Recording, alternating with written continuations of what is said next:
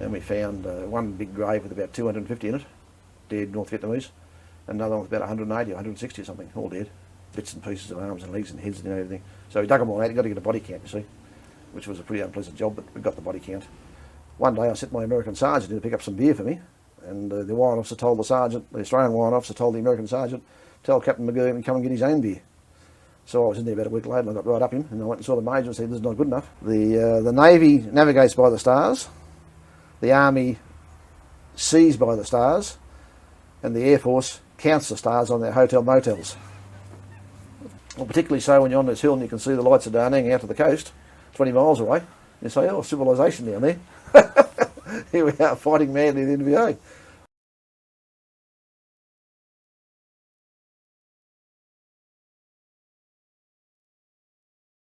Okay, Bernie, we'll make a start. So if you could start with a bit of an introduction to your life story, that'd be Sure. great. Okay. My name is Bernie McGurgan. I now live in Capalaba in Brisbane. And I was in the Army for a period of, say, nearly 25 years. A bit of background to my being here. I guess I was born in Victoria on the 29th of April 1944 at a place called Seymour, which happens to be next door to the large Puckapunyal Army base. I joined the CMF then in '63, a unit called 91 Forestry Squadron, which was a CMF unit, or SR actually, Supplementary Reserve. And I did a couple of camps with them in '63 and '64 and got a bit of a taste for things Army. Early '65, I actually was in my 20th year, or 21st year coming up actually, and I applied for National Service and they said, no, you're too old at 20 years of age. Turning 21 in April, so that was that. So instead I applied for Portsea. I happened to be in Sydney at the time and I applied for Portsea. That's the Officer Cadet School at Portsea in Victoria for training young officers over a 12-month period, and I was accepted. And in June '65, I boarded a train in Sydney. I think it was what's it called? I can't remember the name of it now, but anyhow, it takes us down to Victoria. We had to change lines at Albury Wodonga, and we got down to Spencer Street and straight down to Portsea. After 12 months, I graduated from there as a second lieutenant to the engineers at that stage, and started my Army career. I served in various units, mainly in Brisbane, Townsville, Kapuka, Puckapunyal, basically all the eastern states of Australia, and attended lots of big exercises. I went to Vietnam in 1970, 25th of March actually to be precise, and I went straight to a unit called the Australian Army Training Team Vietnam, or more commonly known as the team. I had a pretty hectic time there. I did 7 months straight as a battalion senior advisor with a Republic of Vietnam battalion up in what's called I Corps, which is the northern reaches of South Vietnam, where there's a lot of main force units, NVA units, and lots of contacts and battle contacts all the time. My last 5 months I spent in down the bottom in 4 Corps, right down the bottom, you can't go much further. If you visualise Saigon, Vung Tau and Nui Dat where the Australians were, we were south of there again, about another 140 miles, 150 miles. And I was down there involved in training the regional forces and the popular forces, which is equivalent to our Army Reserve or CMF. The Delta's a very bad place. It's covered in water most of the time, so it's very difficult to carry out military manoeuvres, operations, because there's water and noise, etc. It's a bad place for that reason. Came home in 1971, March. Married my my sweetheart from 1967, who also happened to be in the Army. She was a captain in the nursing corps then, and also served in Vietnam. We got married in December '71. Went all around Australia on our postings together. We had a son in 1976 at Ingleburn in Sydney. And my last posting in the Army was in Canberra, which was a place I really detest. However, I was sent there by the Army, I couldn't do much about it. I don't like Canberra because it's too phony and too plastic and full of public servants and a lot of other reasons, but that's basically why I don't like Canberra. Ah, yeah, well, the other fact, I guess, is I got married, then I got divorced there. So, come December '85, my Leslie left me, and she got custody of our son. And by '87, I decided I had enough, so I left the Army, went up north. into the hills, it's just south of Cairns, southeast of Cairns actually. There's a bit of an army enclave there, with a few army officers retired there, so I joined in that sort of scenario. Stayed there for about 2 years, had enough of that and sold out. Came back down to Melbourne, well not Melbourne, to Shepparton and to Tura. Well, then I decided I better get involved in the workforce again. So I applied for a public service job and, of all things, ended up in the taxation office. In Brisbane, of course. So I worked there for 10 years, from 1990 to 2000. Decided I'd had enough, and also I was having a few medical problems, a few old problems catching up with me, and the body was not getting any younger. So I retired from there in 2000. And here I am in 2003, still in the same house. Things are going well, lots of friends. I've settled down again, and things are looking good. That's basically, in a nutshell, my life Fantastic. to date. But I was just curious to know, since you ended up, they put you in the engineers. Yes, Were you interested in engineering as a kid, or model aeroplanes or trains or anything like that? Yes, I was, but all I had was model aeroplanes, basically. The only reason I went to engineers in the CMF was because the unit fostered, the Forestry Commission fostered this 91 Forestry Squadron, so that's where I went. And then I had this, when you go through Portsea, you have a guidance officer, Captain Bricknell, who was a bit of a lad, or boy actually, and he sort of coerced me into nominating engineers when I graduated. But as you know, I transferred corps probably 4 years later and went to the infantry, which is, there's only one corps in the army, in the military, and that's the infantry. Every other corps supports it. Well, the other corps mightn't like that, but that's the way things work. Infantry is the basic soldiering, and you've got to have an infantry on the ground to take ground. That's their job. You can't win a war without taking ground, and the infantry does that. That's their job. Wouldn't that also mean, correct me if I'm wrong, that you're then putting yourself more in the firing line? Yeah. Why would you do that? Well, basic soldiering is all about the infantry. That's the infantry. I mean, you can hide in a tank. You can't these days because they can get blown up. Or you can be backfiring artillery from behind used to be the front line. But the infantry, you've got to be out there. The only protection you've got is a hole in the ground and a weapon pit or a bunker. That's the basic, soldier. And that's what it's all about. And as I said before, the artillery support you with artillery fire. The tanks give you shock impact if you want it for an attack. The signals provide you communications. They all support the infantry. And the infantry is the basic unit that the whole Australian Army's designed around, basically. I just wanted to know, when you first went to the officer training, was there any form of snobbiness going on there? No. So it wasn't like Duntroon, where it sort of got this... No. We, in fact, we used to get Duntroon what's called back scholars, the ones that couldn't graduate because of academic reasons. They'd come down to Portsea and graduate with us. They'd do 6 months with us and graduate. So we actually had all their less than better quality students there. They'd come down and go to Portsea. Portsea was a mixture of people straight off the street, people from Army Reserve Service or CMF, people from regular battalions and units like corporals and sergeants who wanted to become commissioned, and I mentioned people off the street like me, all part-time CMF, So we had, that mixed match of 4 of them there, and it was up to you to do your best and achieve what you had to achieve. I mean, a lot of people missed out. A lot of people got sacked. We had 3 cadets sacked 3 days before graduation, to an equivalent. To get in there, you need good secondary school results. Otherwise, you don't make it. There was a lot of rivalry between Duntroon and Portsea. Of course, there is. It took Portsea, us, until about the late 70s, I think, maybe mid-70s. General McLaughlin was the first one to make Major General from Portsea. Up until that, it was all Duntroon people. They were God's gift to the army, and they progressed through the ranks much quicker than Portsea graduates. Even though a Portsea graduate had probably been in the army, actually working with troops 3 years before his equivalent Duntroon bloke got out. But there you go. See, they were the favoured ones. I'd heard about money being your way into Duntroon. I don't know about money, but you needed to have good academic results prior to that. You come from a good family background, yeah. So you go in there at 17, and you come out at probably 20, 21. Whereas Portsea, you go in at 17, or go in up to about 25, and do the same thing in a year. That's the difference. More mature people came from Portsea, yeah.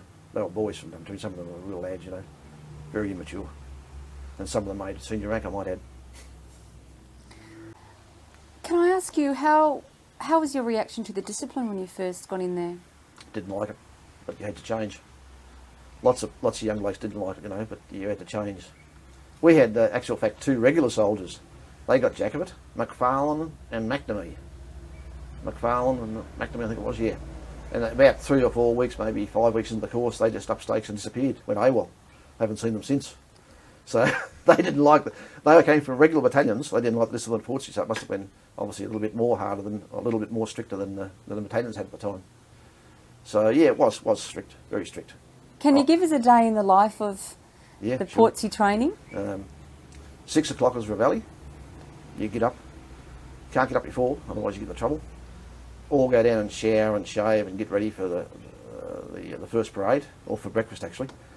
7 o'clock till about 7:30 or 7:15 is breakfast. You all storm into the mess hall, and you're being trained to be officers, so you've got to do it all, you know, in a genteel way, and use your knives and forks and spoons properly, etc., etc. So breakfast would be hurried up. You have to get your room in inspection order by about 7:30. Quarter to 8 you'd parade. I'm probably a bit out there. Probably about 7:30 you parade, and first classes probably by about quarter to 8. And that could be PT, it could be into a classroom, it could be anything.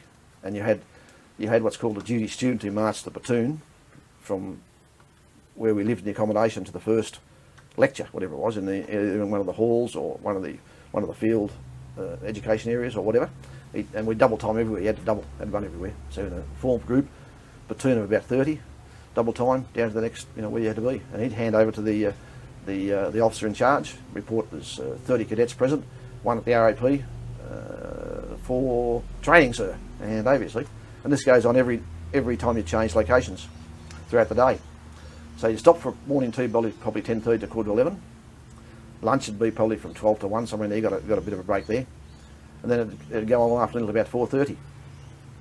Then if you've been a bad bugger, you had what's called CB and ED parades, extra drill parades. Extra drill parades meant you'd done something wrong. You'd been charged by one of the fellow cadets for doing something wrong, and you were a slacko, and you were being punished for it. And that normal parade used to occur before breakfast, between 6:30 and quarter to 7, somewhere in there. You have to parade down the parade ground and under the control of a cadet, and be put through a bit of drill in certain dress uniform, and then belt back upstairs, back to your accommodation block, and change back into whatever the rest of the day was. So it just inconvenienced you for that 15 minutes that you lost that to get your room spick and span, and made sure everything was right. Yeah. How long were you in the army until you started going away on bivouacs? Is that what they're called? Or Oh, well, training. on 3 weeks away. Well, my first unit, I went to 24 Construction Squadron, which is here at Enoggera, out at the western suburbs of Brisbane, and that's a construction squadron. Basically, builds roads and airstrips and buildings. And we went away just about immediately on an exercise called Barrawinga, which in 1966, I graduated in June, July, went straight to this unit, and it was late 66, was held at Shoalwater Bay Training Area, which is north of Rockhampton. Huge area there we've got to train in. And we had battalions, we had armoured, we had Centurion tanks. It was a huge exercise in those days, 20,000 troops, British troops, American troops, everybody. So it was very impressive. And it was dusty as all bugger and hot as hell, you know, so it was pretty uncomfortable, but I'd run to a few blokes I graduated with, and it was great, you know. And we'd get a bit of leave in Rockhampton occasionally, one night I think it was, maybe 2 nights. And yeah, it was my first experience with a big exercise, and I was pretty impressed. It was huge. It was the biggest military exercise up to that time, after the Second World War, would you believe? 66, Barrawinga. So can you tell us what made you, did you think at all that you'd end up going to war when you signed up? No, I had no idea. I liked the aspect of the army, the fact that it was a uniform, and I thought, you know, well, you know, probably lots of girls like the young blokes in uniform. that was one of my ulterior motives, but I liked the aspect of, you know, being in the army and being a man's man and going out in the field and training and doing all this and that, and you know, and it was a regular job, even though regular jobs were plentiful in those days. I mean, when I left school, jobs were unlimited. You could start work one week, and if you didn't like it, go another job, and there was no problems. You could do that. And I thought, well, the army, I might give it a go. It's good pay. I actually earned my first year in the army $32 a week, I think it was. They changed over, would you believe it, halfway through the course there. It was originally about £16, and then it went to about $35 a week, which was good money. Because you could fill the car, I had a little car then, I bought a car eventually, you could fill the car for about $5, or equivalent. What year was that? 65, 66. in there. And you know, I think a beer was about 10 cents or 15 cents. I can't really remember now, so long ago. But yeah, much, you know, compared to now, it was because you only earned 32 a week. It might have been 32 a fortnight actually. I can't remember now, one or the other. So $32. Where would $32 go these days? You wouldn't go anywhere. I mean, a carton of beer is 24, 25.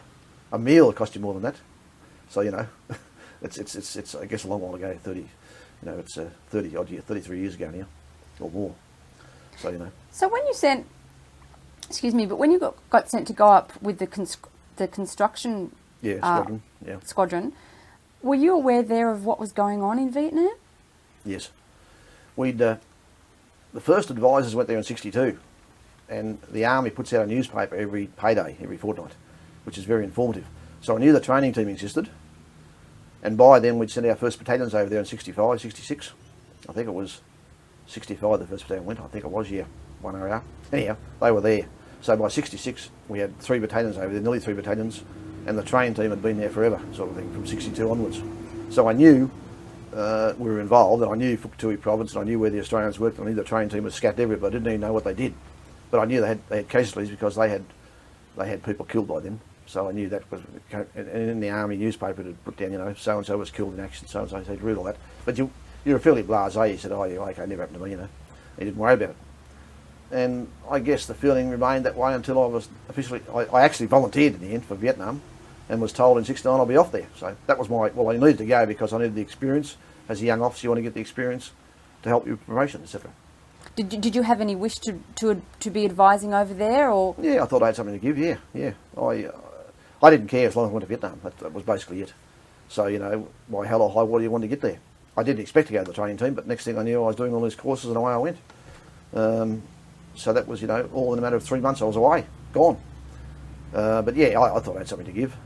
All my mates were going in the battalions, and they were having a hard time. People being wounded, you know, lots of things happening. And I thought, well, I'll give this training team a go. You know, well, I had no choice, and I was told I was going, so I said, okay, great. But I didn't know what to expect, of course, except that I knew they had a fairly high attrition rate, and people were being wounded and killed, and it was probably a hairy job, which it really was, yeah. And getting back to the name of the training team, that was probably a third priority. The first priority was, in a lot of cases, our advisors were actually combat commanders in the Special Forces and Mike Force and Special Forces up in I Corps and 2 Corps. They actually commanded companies of either Montagnards, Nungs or Vietnamese on the Special Forces, Strike Forces. And the second job was an advisor to a battalion or battalions of the Vietnamese Army. So as a captain, you go and advise the CO, which is a hell of a responsibility because he's got 400, 600, 800 soldiers underneath him. And you as a captain, junior captain, as I was, you're talking to a captain who's been fighting the war for 20 years with the Vietnamese, you know. And then the third job was training, yes. We actually trained people in the end at places, you know, I've got a bit of a bone there too, I'll mention later. But yeah, we trained people in 4 Corps on night operations. They were called Night Operation Training Team and Night Operation Advisory Team. And we also trained people later on, very late, 71, 72, at Nui Dat, where the remnants of the training team trained the Cambodian forces who were called FANC. FANC stands for Fabric Army National, whatever it is, Cambodian forces. But they weren't, there was no combat involved there. All they did was train these people, send them back into Cambodia. So these advisors left were strictly non-combatant and non-operational, as opposed to what my blokes at one stage did down the bottom, was training the RF and PF and ARVN. ARVN is Army of the Republic of Vietnam, Regional Force, Popular Force. But we actually go in operations with them, ambushing, big difference. And my point was going to be later on that, you know, these people later on in the training team received the 2nd Unit Citation, which my blokes in 1970 got nothing.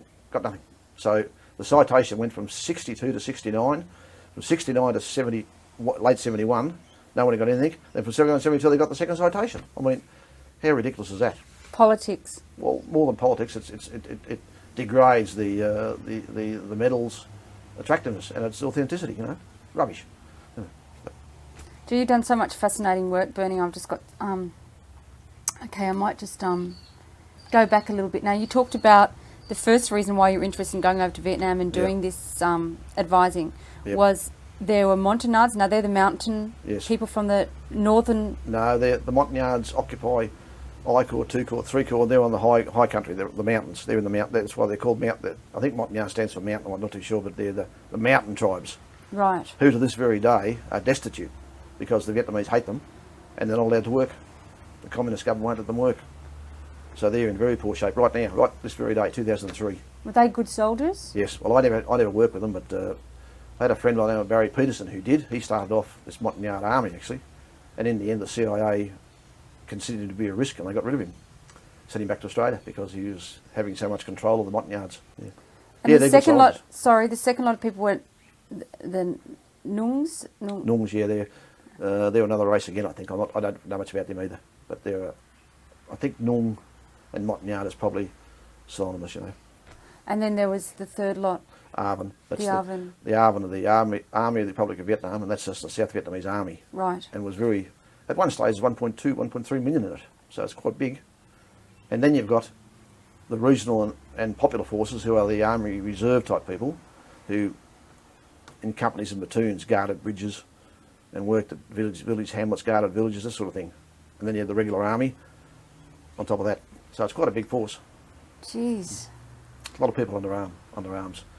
And then you had, you've got all these, you had a lot of weird organisations too, like village platoons, VDATs, Village Defence Advisory Teams, all these sort of splinter groups that were doing their own thing around villages and hamlets and trying to pacify, the local area, keep the VC out, or the NVA out, yeah. It was very complicated, very complicated. Were you, we're going to get onto this in a minute, Yep. but were you taught all about these different groups before you headed over there? Basically, yeah. You do 3 courses, basically, to get to become a training team advisor. You do the Jungle Warfare Centre at Canungra, down the road here, on the way to Southport, a bit further south, of course. That's a 11-week basic infantry training course, run by the Australian Army, of course. You do a weapons course it used to be the Infantry Centre at Bardia Barracks in Ingleburn in Sydney. That's about a week and a bit. You familiarise yourself with all the weapons, both the enemy's and ours. So the ARVN weapons, the NVA weapons, rifles, assault rifles, and mortars, this sort of thing. And the last course you do is a colloquial language course, which is run by the Intelligence Centre at Woodside in those days in South Australia. That took, I think, 3 to 4 weeks, either 3 or 4 weeks, yeah. So you learn very basic Vietnamese, and the last couple of days is a big test on you, and you speak to the corporals and that ran it, married Vietnamese girls. So we actually spoke with the Vietnamese females in their own language and conversed, tried to. So it was quite good, interesting. And it basically came out with the basic understanding of the Vietnamese. Vietnamese language is very hard to speak. It's quite tones and nasals and all that sort of thing, and it's very complicated. But yeah, after a while you soon find out when you get there. You soon assimilate words with actions, so you know what's going on. Can you tell us a little bit about, what you might have been expecting and your rude awakening? I was probably expecting, a more conventional type war. You find the enemy, you have a contact, and you get rid of him, or he gets rid of you. But in actual fact, Vietnam, there was no safe place in Vietnam anywhere. You could be in a rear base, as I mentioned before, as a cook, and have a mortar lobbed on your artillery lobbed on and get killed that way. So there was no front line as such. The big bases were very well protected. I worked out of big American bases and big Vietnamese bases, and they're huge. The one in the Delta I was in was a square mile around. That's how big it was, and occupied by a Vietnamese division. And division is about probably 10,000 troops, all up. And the same with the Australians did operate the same way. Basically, Nui Dat was where the task force was. So 3,000 to 4,000 troops. That was the fighting area. And back here, Vung Tau was the administrative area, logistics area, which was also well defended. And they operated those 2 bases. But regardless of where you went in Vietnam, the enemy was there, either local VC or particularly up north, the NVA, which is North Vietnamese Army, which is regular soldiers. And the only time I actually experienced sort of straight-on warfare was in the mountains, where my battalion was facing a battalion or more of the enemy, and then we sort of, I mentioned in detail an operation at a place called Tong Duk, which is west of Da Nang, about 30 miles, up in the hills there, near the Malaysian border actually. We got surrounded by an NVA regiment, so I had 800 soldiers on the ground with my battalion. We were surrounded by about 5,000 to 8,000 of them, Actually, I want you to get to tell us that in a lot more detail Yep. a bit later on. But can you tell us about, I guess, your first days in Vietnam? Yep. I arrived on, I think it was a Wednesday morning, 25th of March, 70, right? I happened to be sitting next to a bloke by the name of Frank Hickling, engineer, captain also. He later went on to become a Major General of the Australian Army. But my little bit here was about the fact that we're on the same plane and we arrived on the 25th, but his war record says he arrived on the 24th, the day before. So I don't know how that happened, but there you go. You can't trust these some of these clerks at the records at all. So on the same plane, I arrived 25th, he arrives 24th, so he's got a day's extra, whatever. Allowances and fame, I guess, whatever. Okay, so you get there. We took off from Mascot, probably about, it was night time actually. Not too sure what time, but our first refuelling point was Darwin. We got out there for about 10 minutes, stretched our limbs and got back on again, and they refueled there. The next landing was in Hong Kong, and that was for about half an hour. They had to refuel, then do some other rubbish, and I met a few blokes that were in the forces at the time called ANZAC, Australia, New Zealand, United Kingdom, Commonwealth Forces in Hong Kong. Met a few blokes I knew from the Australian Army, and back on again. And we hit the coast of Vietnam just on first light. Would have been about 6 in the morning, and the sun coming up from the east across the ocean, and Vietnam stretched out here. But it looked like to me all of the southern part of South Vietnam was all water, and we landed at a place called Tong Duk, which is Saigon's main international airport. And I get out the back of the plane, and the first thing that hits me is the humidity. It's stifling, and it was March of that year. And the next thing that hit me was the noise.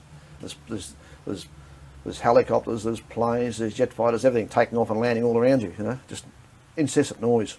And then the last thing was the smell, as I mentioned before, the rotting vegetation, the water, the feces and everything on the ground, And the other thing was the activity, I guess. Soldiers of about 6 or 8 different armies and navies and air forces, well not navies, but air forces and armies running around the huge base. And Tong Duk's probably quite a large base, probably about 10 square miles, whatever, huge. So then we get picked up by the adjutant, who happened to be Dave Rowe, who'd had a hard time for the first 6 months with Special Forces. He'd been wounded a couple of times, and he was a bit nervy and shaking coming on. But anyhow, he was okay then, picked us up. We go and get our issues. That's the US Army issues. They give you a licence and all your gear, uniforms, boots, a couple of knives, or one knife, and all your steel hat, pot, all that sort of stuff that you need when you go and actually get on operations. And next thing I'm back at the adjutant's, the AATTV headquarters was part of the Free World headquarters in the middle of Saigon. They had all these flags up, every nation that was fighting. There's about 6 nations represented. There was Korea, Philippines, Australia, New Zealand, US Army of course, US military, and the Vietnamese. So there's all these flags up there, and our little headquarters in there, stuck in there. So I go in there and meet the adjutant, takes me to the CO, who is Colonel Clark, excellent man, good soldier, who quickly briefs me on where I'm going, and he says, you're going to replace Wally Shepherd in I Corps, 51st Armour Regiment. I said, oh, very good sir. Didn't have a clue what the hell he's talking about. 51st Armour Regiment was up there somewhere, the battalion's up there, and didn't even know where I Corps was, So I tried to look intelligent. I knew a little bit about what he's talking about, but not everything. And I said, oh, okay, sir, fine, Any questions? No, sir. He said, okay. Adjutant cast me off, so there we go. Next night, we had one night there. Might have been 2 nights, I can't remember now. But next morning, either the first or second day after, onto a bloody great, I think it was a Hercules, C-130 Hercules, along with all the, the American Army blokes and Korean blokes, quite women and kids and everything on board, Vietnamese people, and straight to Da Nang from Saigon, and land at Da Nang, actually. Well, Da Nang is a huge base, big as Tong Duk, and more so with the fighter side, there's more fighters. Da Nang was probably more active than Saigon was as regards the actual war, because of the closeness to North Vietnam, closest to the where all the main action was being held at this stage. So you had F-4 Phantoms and God knows how many other fighter aircraft taking off and landing everybody 2 or 3 minutes. You had Pan Am coming in, and Qantas and American bloody civil airlines coming in. You had helicopters going everywhere. You had more helicopters. You had Hueys. You had CH-47 Chinooks. You had CH-53 Sikorsky's. US Marines also there. They fly their own choppers. And the US Army. So it was buzzing around, the same thing again. Except Da Nang was closer to the, when you land, you notice the mountains immediately to the east, to the west. Huge mountain ranges running west and then north and south, right next to Da Nang. So then I got picked up by one of the warrant officers from the Australian team headquarters, Australian Army Training Team headquarters in Da Nang, and he takes me up back to where our buildings are there, our little headquarters, and I meet Major Johnson, who was the senior Australian there. He tells me Wally will be in next day to pick me up. It's okay. So Wally comes in next day, picks me up, and away we go. First of all, we go once again to pick up some more gear, some marine gear. I got a big K-bar knife, which is an excellent knife, and a few other things that I couldn't get from the US Army. And then Wally decided he'd take me and show me some of his local haunts, you see. We had all day to get back to the regiment and our battalion. So he took me to a place called the Pink House, which is a whorehouse in actual fact. It's probably 2 or 3 story building, and it's guarded by a Korean platoon. It's their venture, and they've got the auspices around the place, you see. So you go in there and you've got all these little numbers on the wall, on boxes, and you can say, I'd like to see number 26 or 69 or 42, whatever, you know. So this little chick comes down and takes you up there, and away you go. And you can have a meal there, and also have a few drinks. So that was a bit of an experience. Yeah. And how was there any way of knowing what the girl looked like before you matched up the number? Oh, Wally knew. Wally already. He said a couple of numbers to be aware of, and they were all well. There was no disease there because they were looked after by the Korean doctors and all the American doctors, and they weren't actually all Vietnamese. There was Filipino, French, Cambodian, and Vietnamese, of course, and a couple of sort of races mentioned, or in there, yeah. So they weren't all Vietnamese. So there was quite a mixture of girls there, but they were all young, you know, in their 20s, very young. Were any nationalities particularly popular? Well, you had the Vietnamese predominated, so you had to basically stay up most of them. But yeah, it didn't really matter. I guess if you found a good girl and she was good in bed, you liked it, you know, that sort of thing. So you stuck with her, yeah. But we stayed there about an hour and a half, I suppose, whatever it was, however long it took, and then headed back to where the battalion was. See, so we're wandering through another area, and there was a Ranger battalion station there. This is heading south west out of Da Nang. Da Nang's a huge city, biggest city in that area, about 100,000 people then. And a huge airfield in the middle of it, and a huge port, and it's headquarters of the American Marines for I Corps, and they had something like 120,000 up there, Marines, plus the Army headquarters for the American Army, and plus the Vietnamese headquarters for all the Vietnamese units. And the Vietnamese units in Da Nang are huge. There's armoured elements, there's infantry, and there's all these regiments there and further north. And then divisions. You got one division basically was the demilitarised zone, protected the northern part of South Vietnam from the immediate invaders coming over the border. That was the Armoured 1st Division, assisted by the Marines, American Marines. Then we had 2 divisions south of Da Nang, and my little regiment out here, which is 4 battalions to the southwest.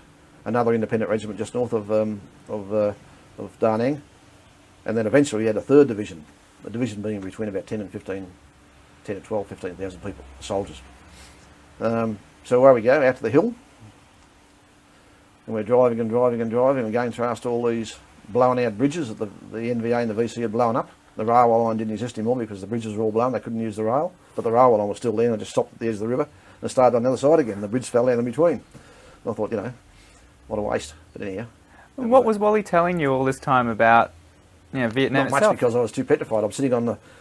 He's sitting over here, left-hand drive on a Jeep, and we're driving on the right-hand side of the road, and there's all these huge armoured vehicles and trucks tearing up and down the other side, and I'm sitting there saying, geez, woof, woof, big wheels coming past, So we couldn't talk much because of the noise factor. But he didn't say much. We didn't say much till we got to the hill because it was too noisy for a start. And it's pretty petrifying when you're sitting in a little Jeep and a huge bloody, they had all these earth-moving equipment stuff, like scrapers and dozers and things screening past on trucks, on big low loaders. So, and tanks. There's tanks everywhere. And, it was certainly not the first couple of days here. We get to the regiment. I meet my battalion commander. First of all, he took me to the regimental commander, who was a colonel. Then we went to the battalion commander and met him and all his people. First I went to the American advisory hut and met the American senior advisor, who was a Colonel, Lieutenant Colonel Bacon, Robert E. Bacon, and a couple of his senior staff. And then back to our battalion and met the Vietnamese staff and the advisors who were already there. My team had only had 2 advisors there: an American lieutenant from the deep south, white, and a Sergeant E6 Negro from the deep north, black. How did that go? Well, no problems. They were both very young, 25, 26, younger than me actually. And we had no conflict, but I thought it pretty amazing that this American Louis could handle that, because he's from the deep south, and E6 Sergeant Negro. But the American Army was pretty what can I say, the advisor anyhow, the advisors I work with, there was no problems with race. No, don't worry. No. We had Puerto Ricans, we had Negroes, we had white Americans, we had brown Americans, we had Australians.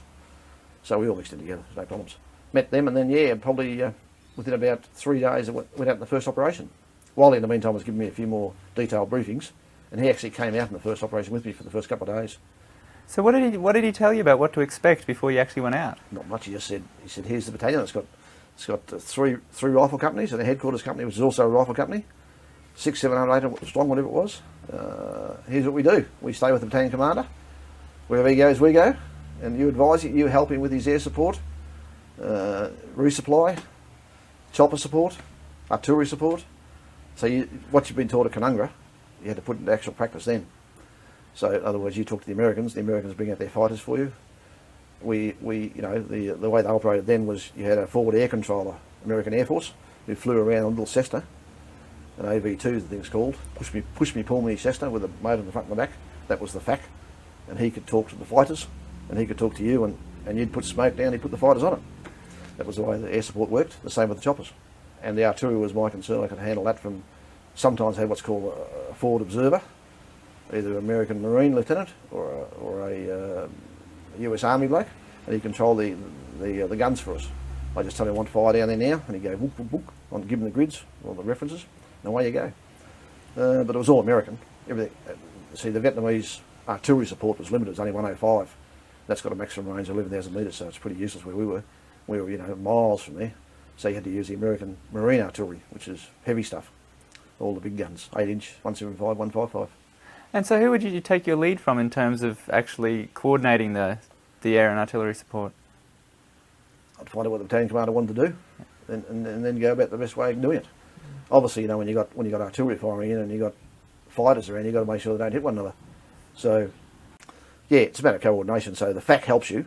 So he makes sure that all his fighters stay out there while they're putting in artillery. Stop the artillery, bring the fighters in. Stop the fighters coming in, put the gunships in, and stop that and put the artillery back on again. So it's a matter of, you know, could stay and go, whoa, and yes, no, you know, sort of thing, through the FAC. Pretty complicated, but he can handle it. He's got more radios than I had. I control the artillery. He controls mainly the air asset. And you just mentioned that this was your chance to put the training at Canungra into practice. Yes. But how was the training at Canungra related to what you were actually now doing in terms of coordinating all these people? Well, they taught you how to handle what sort of verbal exchange you have to have with the helicopters, what they wanted. My first effort was a bit of a failure. Well, they said go ahead and put the first chopper strike in, and I mucked around. What you got to do is get all your locations and throw smoke so you know where everyone is. And I was getting a bit finicky and making sure they weren't too close to the front element, and the helicopters ran out of fuel, so he had to go back to Darling and refuel and come back. So that was a bit of an embarrassment. But when they came back, I put them straight on. But this time the enemy had just about gone, you know. So that was a bit of a failure, but not to worry. I learned after that very smartly. So you've got to be, you know, get everything down on the ground, smoke up, fight it where they are, and put them in. Just about particularly the jet fighters, because they've got a very low time on target, what's called TOT, because their fuel usage. Choppers are a bit better; they can go last a bit longer. But the F4 Phantoms, which I mostly used, they've only got a certain loiter time, and then they've got to go back and refuel. And if you dilly-dally too much, you won't get them, you see. Get someone else. But yeah, after a while you get the gist of it. It's just second nature. And you bring, you know, the resupply is the big one, other big one. Bringing in fresh rations, rice, water, getting rid of the wounded. That's all by chopper, and you control that. Not by the fact you just go back through regiment and request choppers and out they come. And they'd be mainly American Marine and American Army. When I first got there was no Vietnamese chopper support or no Vietnamese fighter support. In the end they were gradually coming in, but American choppers flown by Vietnamese is they're bits of cowboys, you know, they like skiting and carrying on. So that was a bit hairy at times. You have to tell us a bit more detail about that. But I mean, it sounds like you've got a lot of commands coming through all at once. Yeah. So not commands, but discussions and how you do it. Yeah. Well, so how would that? The Canungra course, the people there had done exactly this job 12 months previously. So they give you, the warrant officers particularly had there that are on the course. There's say 8 or 10 of them that were instructors there, and the major, 2 majors. They had been there previously 12 months earlier, so they knew exactly how it worked, and they ran through everything with you. So exactly what you've been taught there, you put to practice. Put into practice. Right. So it is very much. Yeah. oriented training, yeah. to become a battalion advisor or a company advisor in a Vietnamese battalion, or company situation. Yep. So how with managing strikes and manoeuvres with the artillery and infantry, how would there be a priority at any particular time, or how would you gauge it? I mean, like, obviously, particularly fights and wounded. You've got to, obviously you can't start putting choppers in to bring out the wounded when the middle of the fight's going on. You wait till that all dies down and there's a lull in the activities, and then take them out then. But yeah, basically, if the enemy's attacking you, you've got to stop him. So the first thing you do is bring in artillery, and what the NVA would do is come in too close, so the artillery was less effective. They were lying low between our forward areas, and the closest you bring the artillery in. So then you've got to use gunships to get them out of there. If that fails, well, you've got deep trouble. They're onto you. But between the gunships and the artillery, you can normally stop them there. Every night you stop, you set up what's called DFs, that's defensive fire tasks, all around you, particularly in dead country. We'd always occupy the high ground, but you'd have dead ground all around you. So wherever the enemy could set up large amounts of men to attack you, you made sure that was a DF for the night. 8-inch DF, so the 6 or 8 rounds of DF go in there and blast the buggery out of there in the open. Gunships are the best, and at night time you do the same thing with what's called the stingers. That's the fixed wing gunships, and they were very good too, with searchlights and everything, flares, and lots of ammunition on board. Yeah. And were there particular tactics that the MVA used that made your life difficult? Well, yeah, like non-stop attacks for 3 days. But anyhow, yeah, that's what I'm talking about. This, as I said, when we got surrounded on Tong Duk, there, north of Tong Duk, on these, we occupied. There was 2 rifle companies on this high ground here, and 2 in the prisoner company on the other. Basically, that was it. And headquarters company back on here. Yeah. So we occupied 2 pieces of high ground. We got surrounded the whole area. So to actually stop them, they attacked, when they felt like it, day in, day out, for 3 days, and broad daylight. So obviously, if we had air superiority, you could use that to your advantage. And we must have killed. I'll tell you how many killed in a minute. Exactly how many killed, roughly anyhow. They took massive losses. We threw them back each time, but things were getting very hairy, so we had to withdraw. And we just withdrew the same way we came in, by helicopter, and then put B-52s over the whole area for a day, blasted it with massive B-52 strikes, and then went back in again into the same location we were in before, the same holes, because what was happening when we first went in there, we landed in the middle of the enemy, 1 unit going out, 1 unit coming in, what's called a relief in place. So 1 NVA battalion on both, 2 NVA battalions on each high ground were moving out as we hit there. So we jumped into their holes, and so they knew where we were then, of course, but that didn't matter. We still stayed there. So at the end, we went back in the second time. They'd all gone, disappeared. Everything was gone. No bodies, nothing. So we went out looking, and we found 1 big grave with about 250 in it, dead North Vietnamese, and another one with about 180 or 160 or something, all dead. Bits and pieces of arms and legs and heads and everything. So we dug them all out. You got to get a body count, you see, which was a pretty unpleasant job, but we got the body count. So you're actually going through a mass grave trying to put pieces of body back together? If you find a head and a torso, that's one body, a leg and a torso is another body, you didn't worry about it too much, but there was bits and pieces everywhere, all dead, and they smelt. So we had to dig them up, put them back in the ground, cover them up again. That was okay. We killed about, we must have got about 300 or 400 of them, but they also knocked out about 112 of our blokes, on one part of the first operation. We sent out a whole rifle company, which was ambushed, and I think only about 30 or 40 got back out of about 100 and something, whatever the company strength was. So we lost a few too, yeah, but it was pretty horrendous, yeah. Day in, day out for 3 days. Very very stressful, to say the least. That's horrendous casualties. Yeah. Well, particularly so when you're on this hill and you can see the lights of Da Nang out to the coast, 20 miles away. You say, oh, civilization down there. Here we are fighting madly in the NVA. Unbelievable. But yeah. Okay, Bernie, we were just going to go into more detail about that first warfare that you experienced in Vietnam. Okay, the same one Chris was talking about, right? Yeah. Yeah. Well, we were told we were going into an area that was probably safe initially, and when I say safe, there's no enemy activity in the area. So what they do before you move in there by helicopter, we always went in by helicopter, either 12 to an Iroquois, UH-1B, about 40 or 50 in a CH-36, which is the Iroquois, not the Iroquois, the Chinook, and about up to 70 on board the big fella, the Sikorsky CH-53. 47's a Chinook, yeah. Anyhow, we normally use the big choppers, you know, the Sikorsky and the Chinook, and we'd get the battalion in there really quick. So what they'd do before we actually hit the mountain tops we were going to, would be would be to pulverise the whole area, all the mountain tops in the area with artillery and with bombers, to make the enemy not realise where we were actually going to. They'd think we were going to that one if we were hitting that one, or that one over there, so you'd do about half a dozen of them. But that didn't work, because as soon as we got there and landed, we started receiving mortar fire and machine gun fire from the high ground to our rear, see? Another big mountain to the back.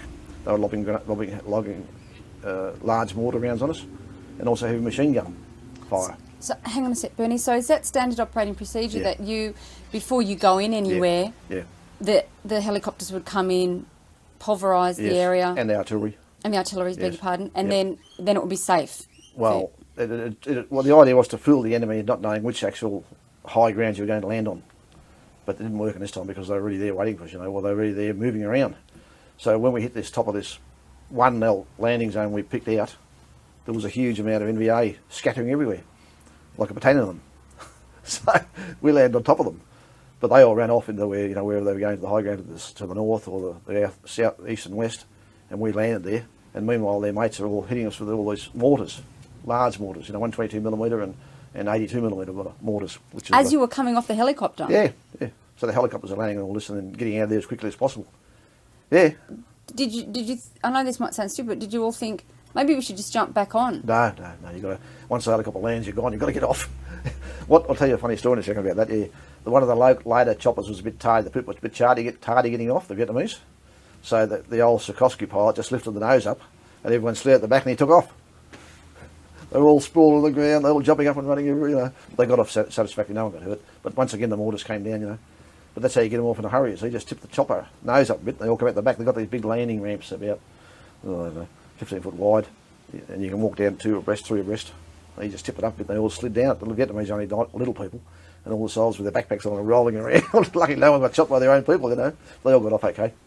So we land in there, and as this other enemy unit the enemy were moving off really quickly, all their bunkers were still there, all their weapon pits, their fighting pits. They dug them and put over protection on them, etc., etc. So we just jumped into all those. We had to, because the mortars were, you know, knocking us around. So we got into their defensive positions, and they disappeared. And then the mortar stopped, and we regrouped, and we left 2 rifle companies on this feature, and then put another 2 over here. And the prisoner company came in and joined the back of one of them, and we occupied the 2 high points that we had. And then about probably another 1,000 metres to the north, 1,500 metres, maybe a bit more. That's where the enemy were. You see on this huge other feature which dominated us. So they were looking down, sorry Bernie, but they were looking down the hill. They were looking from another high ground onto us. They could see us. We're on this high point here, they're on a higher point there. So they could lob the mortars from behind them, wherever they were. You could actually hear the mortars. When a mortar goes off, you've got a primary detonation, which is the primary going off the barrel, going pop, and up she comes. Then they land on the area and explode. We could actually hear that from where we were. So they were in the valley somewhere, or on the flanks of this large feature. But anyhow, my advisors and I happened to get into this large bunker, which was a mortar bunker for the battalion that moved out of there. But I think they had Chinese advisors there, because they had all Chinese papers, Chinese coins, Chinese newspapers, Chinese writing on their notebooks, and it was all left there, coins, a whole lot. And it was a much bigger bunker. North Vietnamese soldiers normally only build to a certain standard, you know, to a height, cater their height, but this is much higher, so the Chinese, I think being a little bit higher, they had their own special bunker. So that was interesting. So they must have had Chinese advisors there, I reckon. I think I'm pretty right. So we just occupied the positions, and that was early morning, probably about 9 o'clock. By 2 o'clock, we were being attacked by North Vietnamese massed west waves. North Vietnamese soldiers in you know, probably 80 blokes in a line, 2 or 3 paces apart, assaulting both positions. And then followed up by another line, about 50 metres back. And the only way I stopped them was our massive air strike, F4 Phantoms I put in. Just to give you an example, I put in something like 200 sorties in 2 days of double Phantoms. A sortie's 2 Phantoms. I put in 200 of those, daytime, that was daytime. Within, you know, time frame, say about 2 o'clock on the first day to about 4 on the next. So it was massive airstrikes. And of course the American Marines love it, you know, their fighter pilots love that sort of thing. Close air support of a ground force. And then we used the helicopters, we used helicopter gunships, Cobras in particular. Because as I said, once the NVA tactic was, you're not supposed to bring the heavy artillery, 8-inch in particular, into any closer than about probably 100 metres at the minimum. But in this country, we were well dug in. Everything was there, so we were in to about 60 metres, probably a bit more. But the North Vietnamese were getting in behind that again, in front of it, at least, and between us and the wire. So they knew the artillery was going to be behind them too, so they used to get in down there and try and avoid the artillery, which was blasting back towards where they came from. That was their impact area. So they must have been pretty canny fighters, the North Vietnamese. Very professional. Probably the best, my Vietnamese people were very good, but these blokes were good too, of course they were. And, they had no artillery of their own, they only had mortars. They had no artillery, just mortars. And RPGs, the rocket propelled grenades. They used those with pretty good effect at close range. But yeah, they were very, and if you were sitting there just having a bit of lunch, 12 o'clock, and they start blowing bugles and whistles and charging you, it's pretty nerve-wracking. When they charge, you can hear everything. I'm sure. In fact, I was going to ask you, you were on one of the 2 features that you had there on the hill, in the bigger bunker. Yep. So were you kind of spinning around 360 degrees to sort of... No, I was watching these buggers right in front of me. The mobs were attacking, attacking battalion headquarters where I was. And we had a rifle company with us, so we defended the whole thing. But say a normal battalion or company defensive area, or battalion in fact, would probably cover, probably 500 square metres around the top of this hill. And you lay out your platoons, your battalion headquarters there, then you got your companies out there, then the platoons from the companies go out, so it go all round defence. And you got all the, as I said, we took over their pits, and they were laid out exactly the same as we would normally do it. So but they knew where we were because they'd just come out of there. So they obviously had a good idea where the headquarters was. So that's why they were hammering us and trying to get to us. But yeah, they were within, day and night they'd attack, within 50, 30, 20 metres of us, of our forward pits, which is pretty close. So now, during this time, it's your job to actually advise. Well, I didn't much advising then. I just made sure the planes were there real quick and the choppers were there real quick, the gunships. I advise we leave. Yeah. Well, the worst is night time because you can't see them, you see. So you've got to have, what you do is put out listing posts, send out a couple of soldiers, way out, and they hide away somewhere. If they hear someone coming, they report back quickly and come back in. That's the only reason you can pick them up. But yeah, they were attacking middle of the night too. But to counteract that, I brought in this Stinger, which is a C-141, I think, fixed-wing aircraft, the early ones. It's called a Stinger. Okay, can you just explain the aircraft for a moment? Well, it's fixed-wing, twin engines, and it's got all these large calibre machine guns on the port side, left side.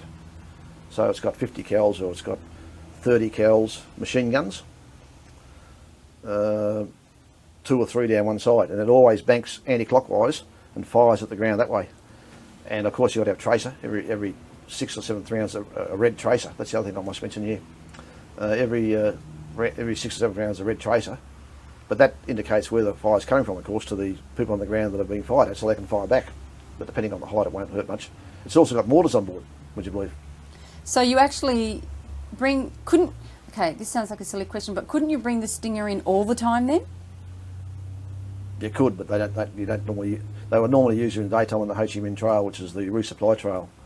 And so they had other tasks more important, blowing up trucks and North Vietnamese movement down the Ho Chi Minh Trail, which was a huge resupply system from North Vietnam all the way down the border of South Vietnam. I see. And into South Vietnam itself. So they had daytime tasks out there. But yeah, you could have, but choppers do the same job and fighters do better, Nighttime, the fighters can't be used as effectively, or can the choppers, because they can't see what they're shooting at. And you can't. Also, this thing's got a huge searchlight, and it can turn that on and light up the whole area. So it's like a big football field just lit up. But once again, that's vulnerable to ground fire too. But yeah, but the other advantage of this, of course, is the ammunition. They can stay there for 4 or 5 hours and just keep firing. And plus, they can drop flares if you need a bit of flare to see what's going on. They drop flares over a certain area. They go up out of sight. They've got to be above, the maximum range of 12.7 is probably about 1500, I think, or from memory 12, I can't remember, whatever it is. So they just stooge above that, so they can't be shot by a 12.7 enemy machine gun. Yeah. But they save us at night time, yeah, by hell they did. Were you actually using the NVA coming 30 feet away from you? Were you actually using your rifle? 30 metres? No, I didn't worry. I've had a couple of shots, but I was mainly interested in getting the artillery in the right spot and the gunships in the right spot. So I didn't have time to, really fire. But no, I killed dozens just for, aerial support, yeah. That's where I got that that badge there from that bloke who fought at Dien Bien Phu. He was one of their first attacking mob. Can you tell us that story, Oh, actually? yeah, okay.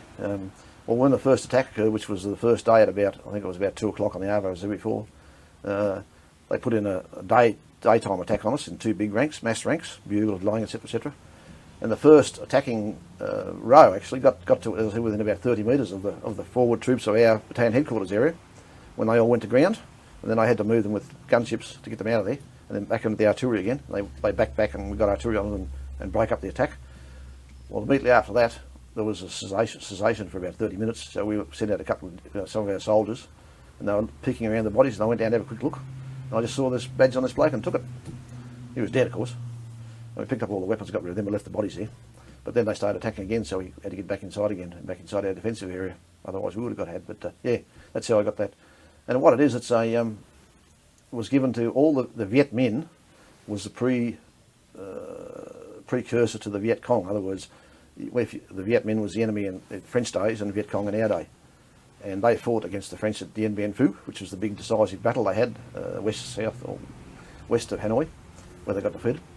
And they gave every Viet Minh soldier one of those badges. It's got a number on it, like 116, 420, 7 or whatever. I forget how many digits, but it's on the back. A little spring clip, and it says "Soldier of Bien Dien Phu, Greater Vietnamese Army" or something to the worse to that effect. So he would have been in his maybe 30s or 40s. No more. Dien Bien Phu was 53. Say he was a 20-year-old then. 53 to 70 is what, 20 years? He would have been in his 50s at least, maybe more, maybe 60s. You know, he's fairly old. Yeah, an old soldier for sure. So I think I mentioned before maybe. They were hurting for manpower. The Ho Chi Minh Trail, in fact, in the end was all women, all females. Not many people know that. I didn't know that. Okay. In the end, it was mainly North Vietnamese women carrying all the resupply down the Ho Chi Minh Trail. How they operated was they had the Ho Chi Minh Trail was divided into 5 areas. Area north, and then 1, 2, 3, 4, for want of a better name, but they had numbers for it. And what they'd do, they'd move mainly at night time, which is much safer rather than daytime because you can be seen, but that didn't work too well either. But and most of the couriers, they'd have bikes, they started off with trucks and elephants from North Vietnam out to the first staging point. Then as it got more hairy, they'd put them in little hand push bikes with mortars hanging off the handlebars or whatever, over the back, women. And then rickshaws towed by blokes or men or women mainly. And away they go again, and then they'd break down so and so as you got further south.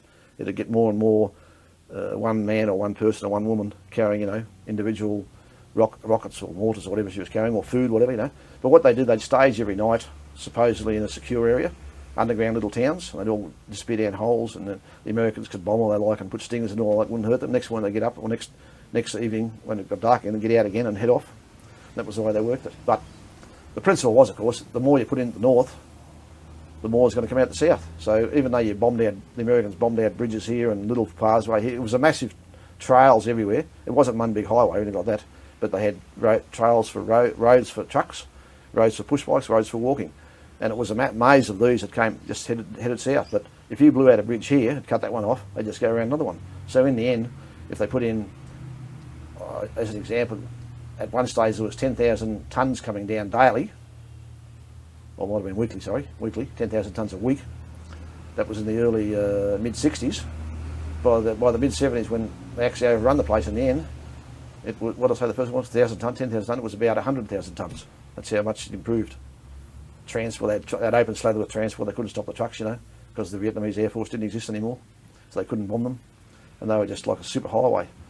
And I mean, you put in more at the top, more is going to come out the bottom. You put in less at the top, less is going to come out the bottom.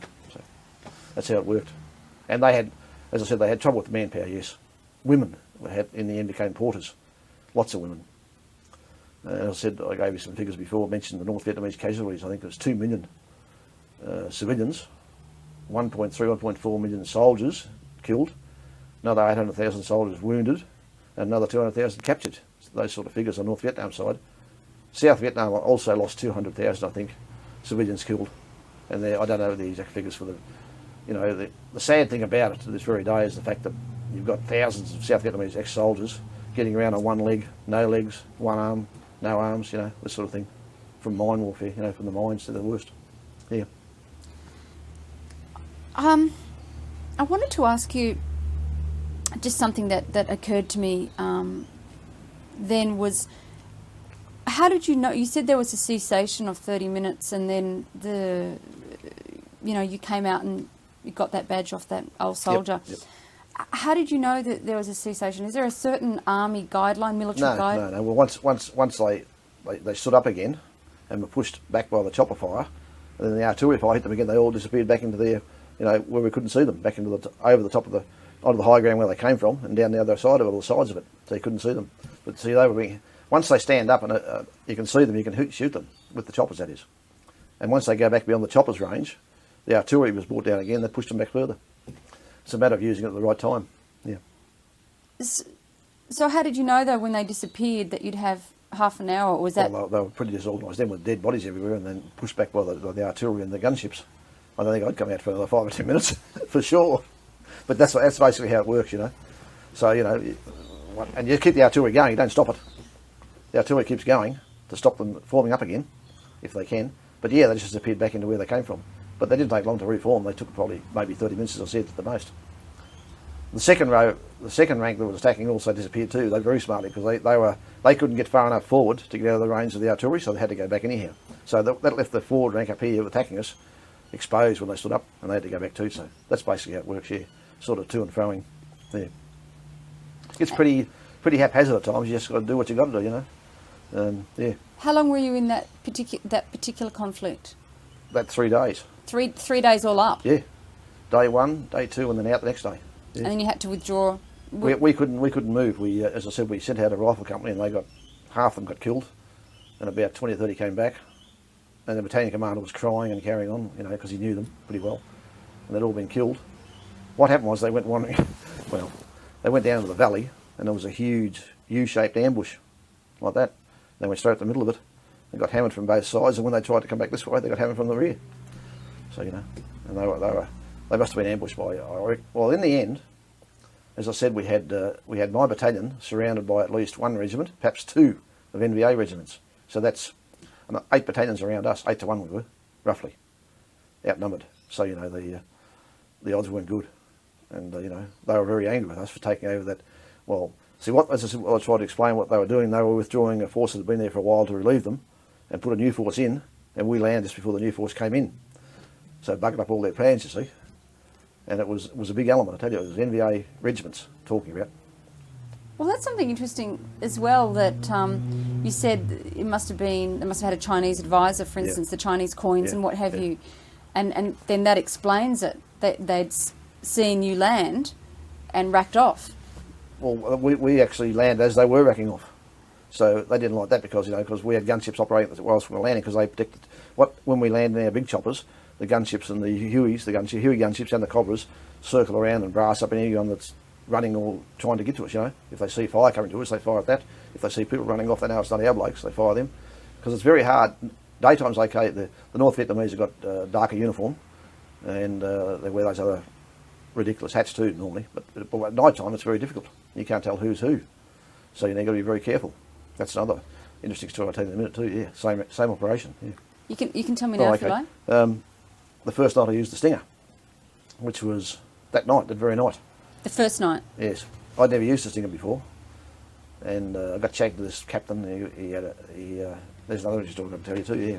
Yeah, we had a bit of a chat. He came from Nha Trang, which was the headquarters of the Stinger operation for I and 2 Corps. Anyhow, gets out there and we have a bit of a chat. And he says, okay, he said, we had these specially prepared helmets, steel pots, take the liner out, and they're painted white inside, and you put your strobe light in it and stick it up in a tree so that the Stinger can see them. That's the only way to identify at night. And this strobe just goes off like a normal strobe on a jet airline, just goes flash, flash, flash, non-stop. So we've got 3 rifle companies, headquarters company, 4, and the prisoner company, if they're lucky, if they've got one that's maybe 5, okay. We put all these strobes on our positions, and he comes back and he tells me, he says, well, I can see 8. And I said, no, only got 5. He said, all right. So we had a bit of a chat amongst ourselves, the Vietnamese commander and I, and we worked out that the 3 northern ones were where the NVA were. They'd been listening on our radio, on our frequency, and just put them up. So they're no fools. That's on VHF, that's the only set we had, which is ANPOC 2077 set. So it's our normal VHF frequency. So I said, no. I said, quickly, get the 3 northern ones. So he hammered the 3 northern ones, the lights went out, and everything went dark. The strobe light went out, that is. That was the end of that. And then he knew where we were. Our fire positions were well lit up with the strobe light, so everything was fine. And I said, okay, any fire coming into these locations is not ours, it's obviously them, you know. And he just sat there and waited. And when they started attacking, we had them again. And he put in strike after strike, you know, for about 2 hours. And his fire is pretty withering. It's a massive waste of ammunition, I must admit, but it certainly gets effective too, because it's you know, like a round every probably square yard on the ground, all over the place, no matter where he fires. How many are in a round? How many bullets are in a round? One round's a bullet, but what I'm saying is 1 round every square metre on wherever you look at in the ground. So anyone there is going to get hit. Basically, standing up or lying down is going to get hit. And the sting is very impressive, you know. But yeah, the other interesting part was that we used red tracer going down, and the North Vietnamese were using green tracer going up out of their 12.7 machine guns. So you could see the green tracer going up and the red tracer coming down, and then the green tracer disappear, which was good because it means they knocked them out, you know. But they're obviously vulnerable if they get down too low, because then you've got 12.7 machine guns can knock them over or fire at them. And also if they're very low, you know, from the high ground, the other machine guns can also come into play on the plane. So they had to fly at a certain height all the time. They just buzz around and around like that, always counterclockwise, and all the fire comes out of their port side. But they can also drop flares, as I said, which is really good. Light the place up, because we had limited flares. And the artillery do the same. You can have artillery flares too, which lights up the place and you can see them, just like daytime, you know. But it only lasts for 2 or 3 minutes. When the flares die down, you're in dark again. But yeah, what was I going to tell you about the... Captain. Yeah, on the way out in the Sukoski I was in, I was... what I did each time when we go out on operation, I put myself and the battalion commander in one chopper, my lieutenant, the American next chopper, and the Negro sergeant either with him or in the third chopper, so that if one goes down, there's someone there to carry on. Anyhow, I was listening on the radio, chatting away to someone, my Louis actually, on the second chopper, and this bloke up and said, he said, "Are you Aussie?" And I said, "Yeah." And he was one of the pilots in the Sukoski, and he was a RAF pilot on secondment to one of the Marine helicopter squadrons. Yeah, had a bit of a chat to him. He came from Melbourne. He didn't follow Collingwood. He may have followed Collingwood. I can't remember now. We had a bit of a chat. And I said, "What are you doing?" He said, "Oh, getting a bit of familiarisation with the American Marines, you know," which was interesting. I didn't know we had pilots up there. It's the only one I came across. Yeah, and I didn't like the RAF because I've got other reasons, but I was explaining before the RAF had the least number of troops in Vietnam, and they won the most number of Valour Awards. You know, always away. Governments. Yeah, I can go in detail on that later on. Yeah, that would be good actually. Okay. So we got there. Yeah, that was interesting. The Australian pilot, and he didn't know I was there. And I said, "Oh well, there's another 40 of us in ICOR advisors wandering around." He said, "Oh, you know," and there were. I should reiterate for the majority of the 10 years, the training team was there from 31 July 62 to 17 December 72. Okay, and during that period, normally there was 100 each year go over there, advisors, about 18 officers and 72, whatever it is, warrant officers. It changed in 1970, the fact that we brought in corporals, and we had about 20 or 30 corporals come over, and they worked in the Australian area at Phuc Tui province with the 3 Corps, and we also had the odd sergeant or two too, yeah, but basically it was mainly officers and warrant officers that made up the team during the whole 10-year continuity. And the other thing I didn't mention either, I don't think either, was that the training team never existed in Australia. The AATTV was a unit raised in Vietnam and disbanded in Vietnam, never served in Australia. So it's got that.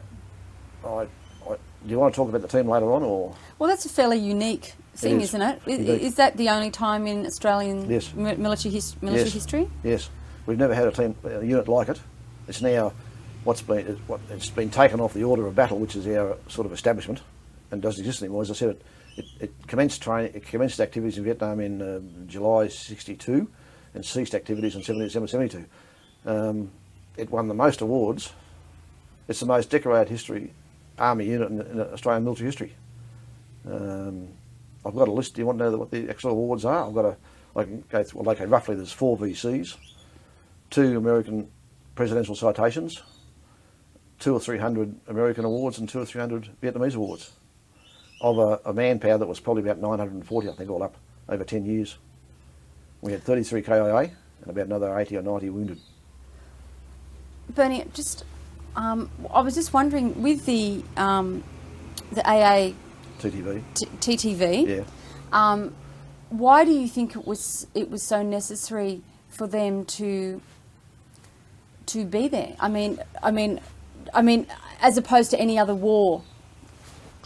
The South Vietnamese military is full of avarice and greed and money making.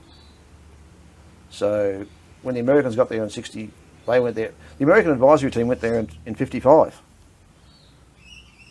7 years before the Australian advisors got there. So they'd been there a while, and the Americans actually got there in 65 the same time as the regular Australian troops got there, roughly the same time, a year apart.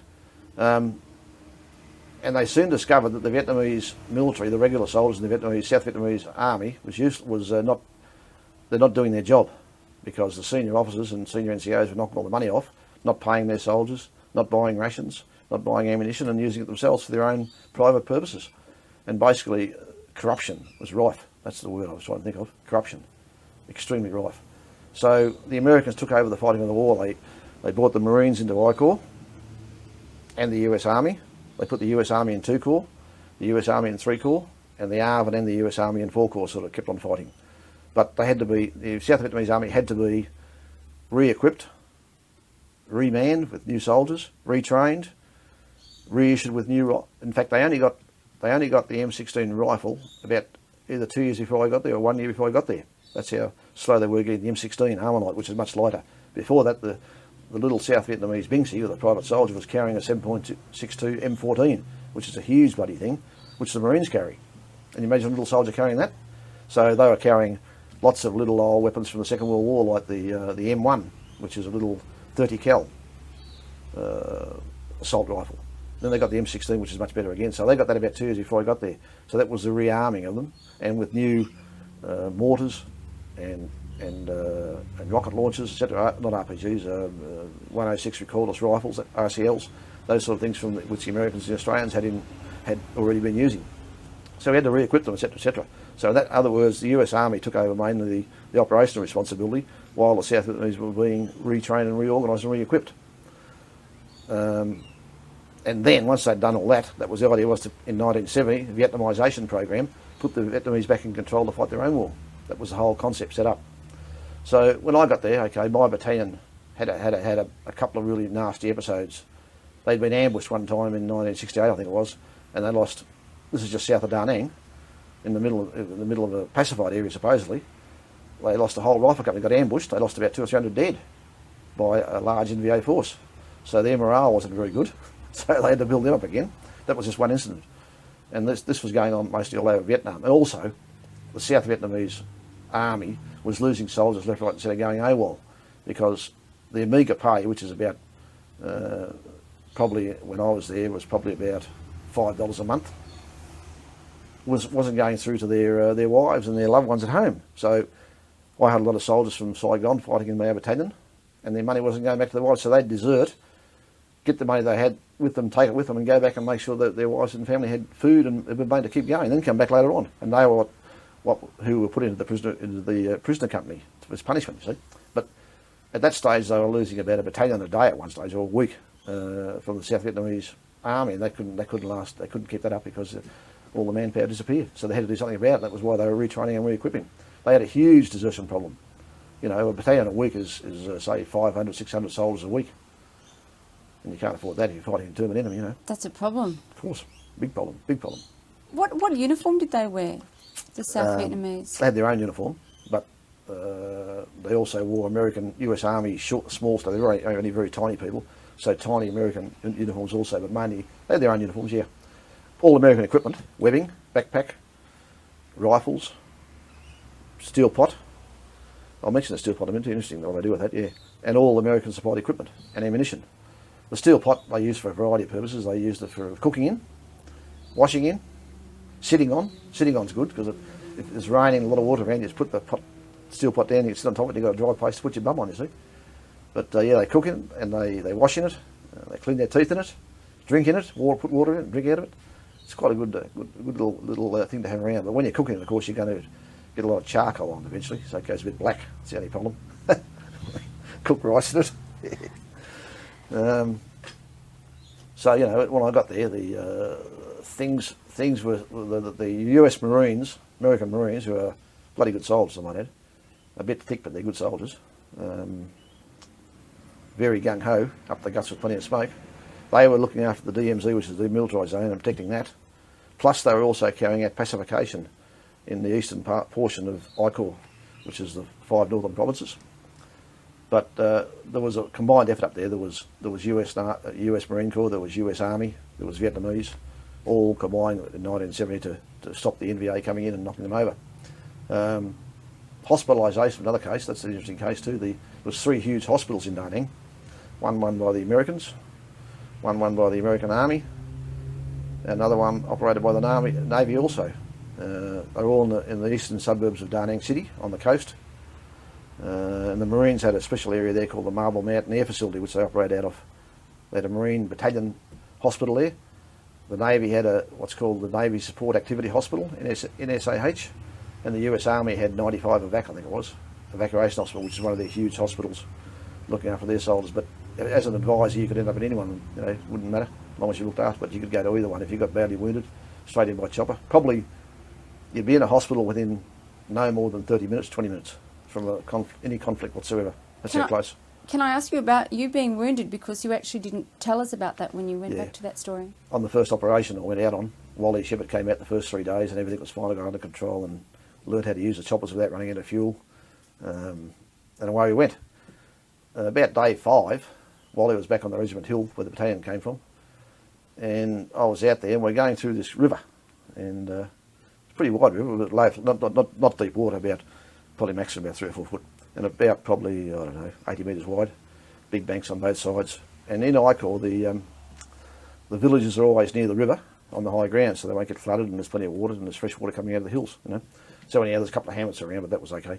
We're just crossing through there, and I normally travel behind the battalion commander probably about 20 or 30 paces.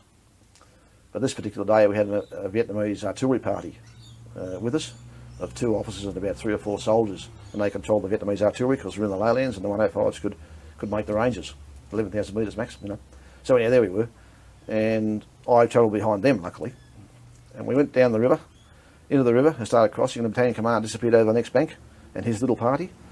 Then the FO party from the Vietnamese artillery started going up the bank, and one of the signallers, there were 2 or 3 signallers there, one of them dropped his handset and was pulling this like a little normal telephone on the end of a cord, ANPRC 77 set, and it stretches out to about 10 foot, or 6 or 8, 10 foot, whatever, and he was pulling it, and he hit a tripwire, which was on a 105 artillery booby trap. And of course, on the bank like that, he was there pulling it, and it went off right next to him. He got killed instantly. It killed 3 Vietnamese and wounded another 5, and I was here, and it picked me up and threw me back into the river, upside down. Knocked me out. Didn't know what was going on, couldn't hear for about 3 weeks, but that was very close. I got a couple of bits of shrapnel through me, but nothing serious.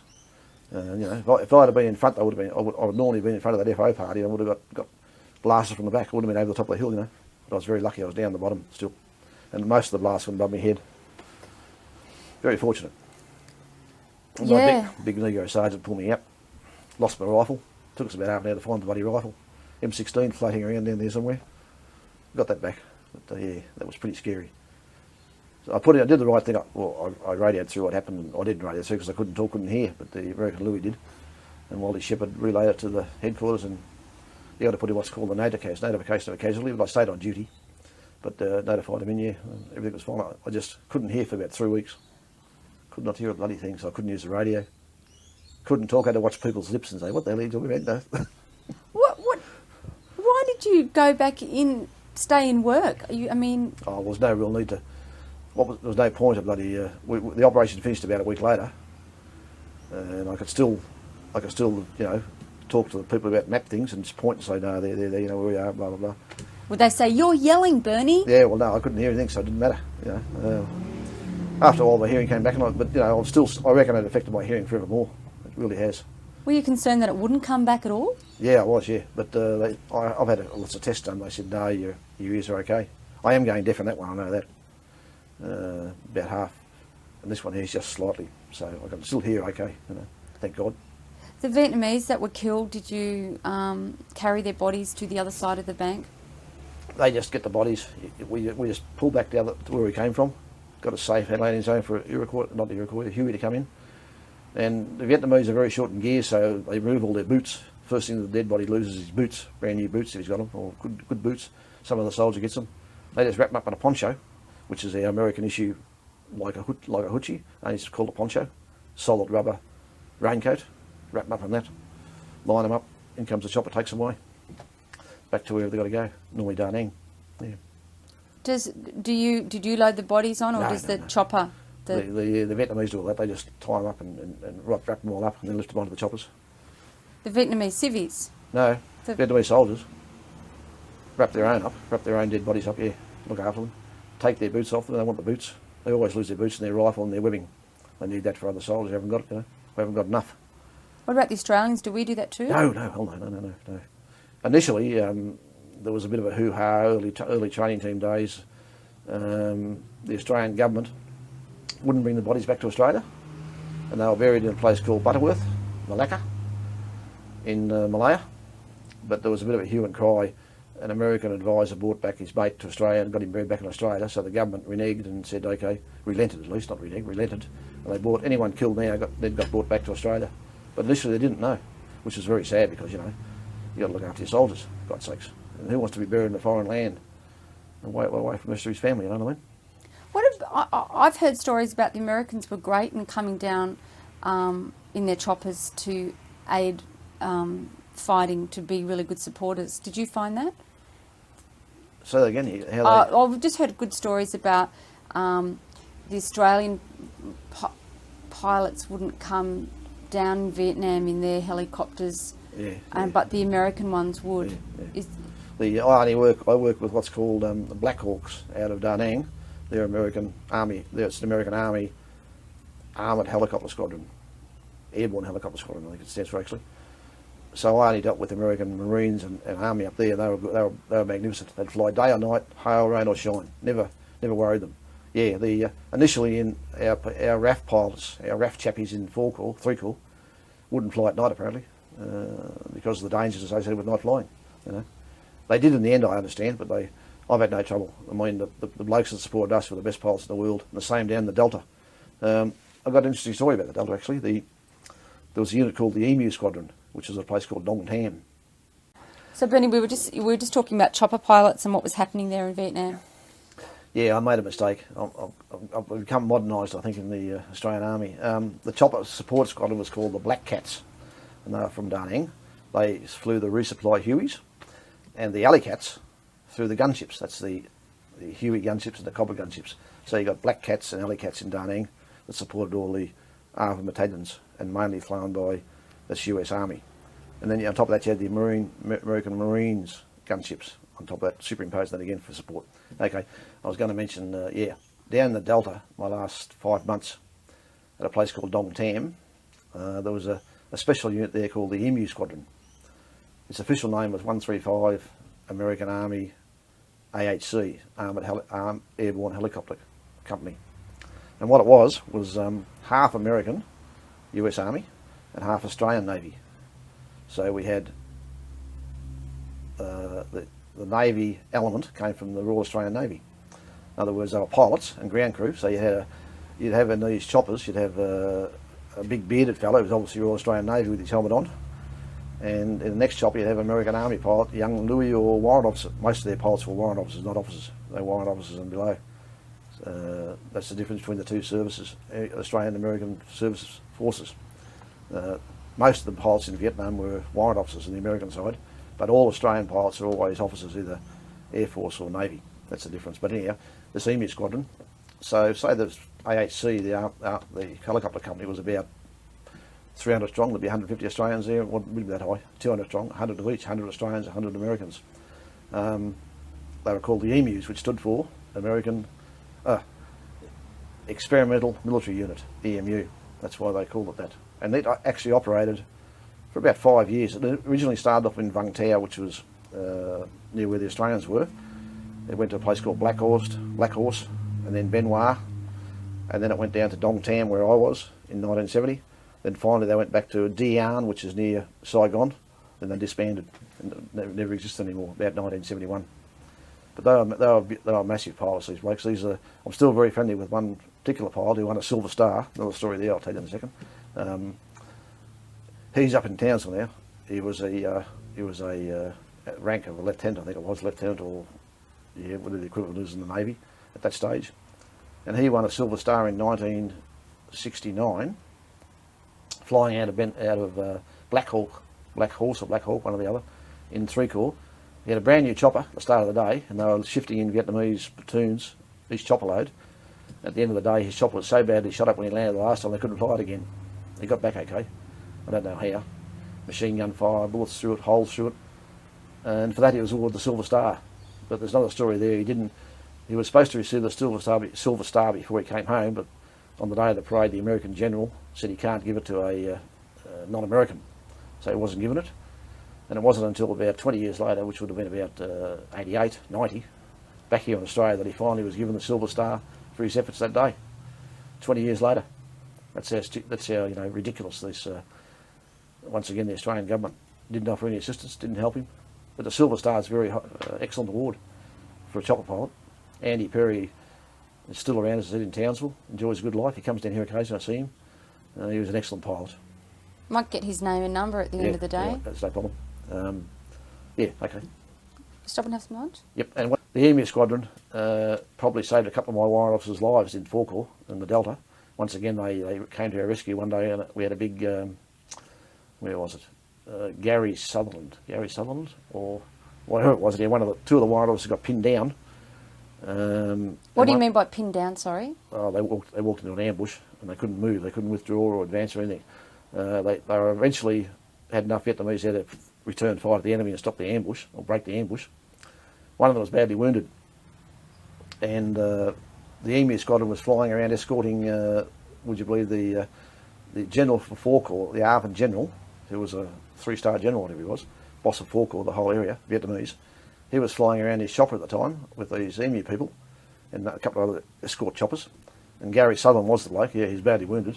The general landed his chopper, threw him on board, and flew him straight back to hospital. This is the general, an Arvin General, picked up an Australian warrant officer and took him straight to a hospital in a place called Canto, and they operated and saved Gary's life. He was very lucky to live. And there he was, dying and bloodied on the back of this. The generals, the Vietnamese generals, always have leather cushions and leather seating and the best upholstery in their choppers. He's lying back there with all this blood coming out of him and all the smears of war all over him and dirt and water and trash all over the general's seat. And he took him back to Canto, which was very good, I thought. Well done. Yeah. Okay. Okay. You wanted to make a correction, Bernie? Yeah. I've been talking about the American, or the US Army helicopter squadrons. They're called AHCs, which stands for Assault Helicopter Company. And there were probably 70 or 80 of them scattered from I Corps down to 4 Corps. What they basically do is just take assaulting troops into combat, land them on a feature, and the troops assault from the helicopters.